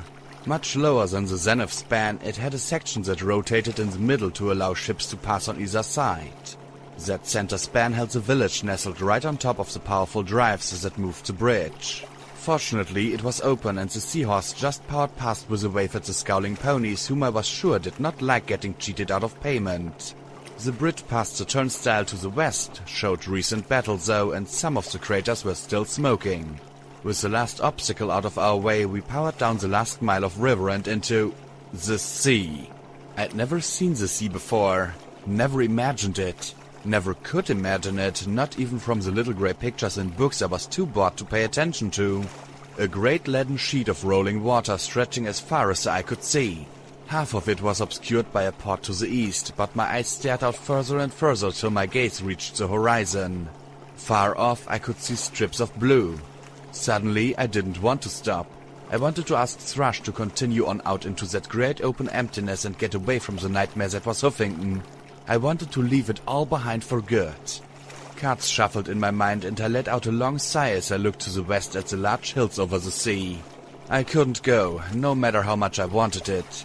And it didn't matter if I wanted to go somewhere else. Thrush's father had been lost to pirates. The wasteland was more than just Equestria. It was the entire world. There was no getting away from it. What's that? P-21 asked as he pointed to the east towards the largest damn ship I could have ever imagined. It was tied up to a pier but listed to the side somewhat. It had turrets mounting the biggest damn guns I could ever imagine. They looked longer than the seahorse. Her Majesty's ship Celestia. They called it a battleship. Guess what it was for? Thrush said with a snort. It's enormous, P-21 gushed. The HMS Luna was bigger, Thrush said as she pointed at a darker patch in the middle of the harbor above a rusting tower of metal. Took a direct hit from a Bellfire bomb and still took almost a century to completely sink. The Celestia's now the local headquarters of the Steel Rangers. What is their story? I get that they have power armor, but why are they in Huffington? I asked with a small frown. Well, back in the last years of the war, Applejack designed magical power armor. Soldiers that were trained in its use became an elite group. When Equestria went boom, they buried themselves in bunkers and stables and waited it out. About 30 or 40 years ago, they crawled out of their base in Manhattan and started to spread. They've got some sort of edict to collect and protect the MWT technology, and since ponies aren't MWT tech, we can go fuck ourselves. 20 years or so ago, they came down to Huffington. I guess Elder Crunchy Carrots took one look at the Celestia and orgasmed. If they could get the guns to work, they could take over the city. If they could get the damn thing seaworthy, hell, I don't think any place within 20 miles of the sea would be beyond their control. Could they? I couldn't imagine those enormous guns firing. How big were the actual shells? If it could fire for miles, even the Huffington defenses might not be enough. They could batter down the wall and the city would be theirs. Except for the enervation. But what if their suits blocked it? Oh, my main didn't like that idea at all. No idea. I think Crunchy Carrots just wants it working to make it work. Star Paladin Steel Rain, though. He's definitely of the opinion that technology's meant to be used. She sighed and shrugged. They're mostly bottled up in the Iron Mare base. I don't have much dealings with them, since the Seahorse's engine's probably pretty high on their list of tech to confiscate. I don't plan on finding out just how high anytime soon. The Seahorse turned away from the Celestia towards the west side of the bay, where the land rose in high grey and brown hills. I looked back at the grey waves and the crashed and piled boats that had been jumbled together or half sunk in the harbor. From the depths of the sunken HMS Luna I could see the telltale rainbow glow of magical radiation. Even the sea, as vast and wide as it was, hadn't escaped the war. Nothing had. I'll drop you off at Boardwalk, unless you've had a sudden outbreak of sanity and want to come with us to Friendship City. Thrush grinned widely. Oh, it's a great place. There's this bar run by the fattest mare you could imagine, but her swill will get you messed up faster than you can spit. Pretty sure she cuts it with antifreeze. I knew she didn't want us to split up. We were a lot alike, but she had her boat and her crew. I had my... whatever it was. Quest? Mission? Brain damage? Oh, tempting. I normally never pass up liquor that makes me blind, but I've got an overdue appointment back home. Ahead, we were approaching something like a carnival set on some long wooden piers. A huge Ferris wheel bearing the rusted face of Pinkie Pie grinned out at the harbor with an impudent little wink, while a wooden roller coaster leaned perilously out over the water. Thrush carefully maneuvered the Seahorse to a rotten stair at the end of the pier. It was rickety, but we were able to climb up to the top. My pip-bug pinked softly. Boardwalk appeared in my vision. Take care of yourself, security. I look forward to having another adventure with you in the future, she said with a grin and a little wave. You too, Captain Thrush. Don't get sunk, I replied, then frowned. Or shot, strangled, raped, disemboweled. I'll stay safe, she replied with a laugh. The talisman at the rear of the boat hummed and hissed, and on twin jets of water the seahorse pulled away and set out towards the open sea. I sighed softly, watching her go. You wanted to stay? Lacuna said softly. Of course. I mean, she has a life that's exciting and not filled with one messed up nightmare after the next. I checked my rifle and swept it across the boardwalk. Nothing in view, nothing on my EFS. Had I actually gotten lucky twice in 2 days? I really wanted to get back and play a game with Rivets and Merryweather if this kept up. All that shits would belong to me. Goddesses, had I once actually thought little favors on paper were the most important things in the wasteland? Carefully, we made our way down the pier and into the amusement park. The massive wheel creaked softly in the wind as we passed beneath it. There was an army of raiders operating somewhere around here. Maybe some of them were around Boardwalk? They were. Only they were dead. Really, really dead. Some pony had tied 3 of them to a rail and eaten them. Alive, apparently, from all the blood splatter and how the wire used to tie them had nearly cut their hoofs off in their struggles. Congratulations! There were ponies in the wasteland more fucked up than even raiders. I just hoped we didn't run into them between here and 99.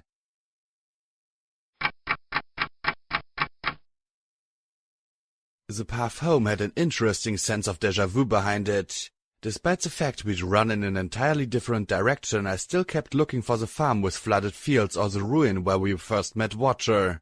I was also keeping an eye on my EFS for raiders.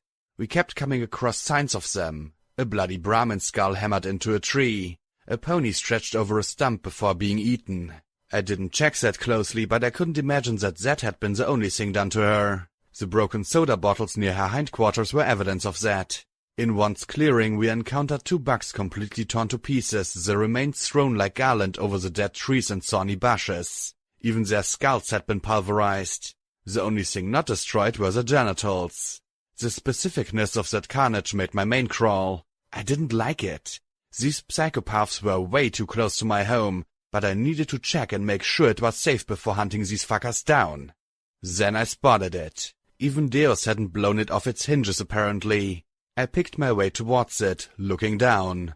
The remains of raiders lay in heaps outside the... No, not raiders. Brahmin. I looked towards the door, a dread settling upon me. I couldn't hear the voices of my friends as I stepped through.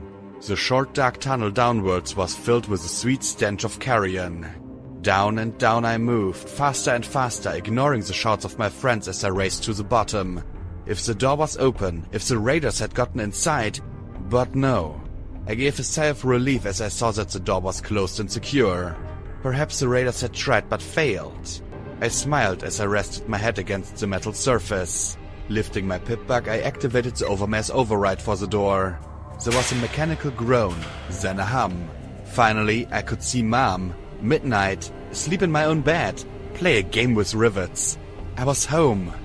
A blast of hot, dank air hit me. I'd been outside for so long that the dankness made me gag. I heard shouts from behind me, but I didn't care.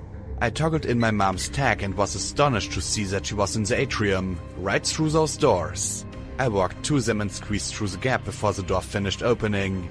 Hey, every pony, guess who's... I stared at the severed head of a mare, rotting lavender hide hanging in slats, striped purple and red mane spattered with dark bits of gore. It was speared on a shorn-off pipe with a pip-bug locked around it and the sign traitor written beneath it. Splayed torsos were nailed to the walls, guts and entrails dangled from the overhead rails like streamers. The black-brown stain of blood covered every wall, and from the halls of the stable came a low, mad giggling. A hiss crackled over the speaker, and I heard the overmare's voice. Welcome home, Blackjack. We missed you. Her mocking giggle rose higher and higher as I began to scream. The Raider army was Stable 99. Footnote, level up, new perk added, light trot. You are agile, lucky and always careful, or maybe you just mastered the art of self-levitation. Either way, you never set off landmines or floor-based traps.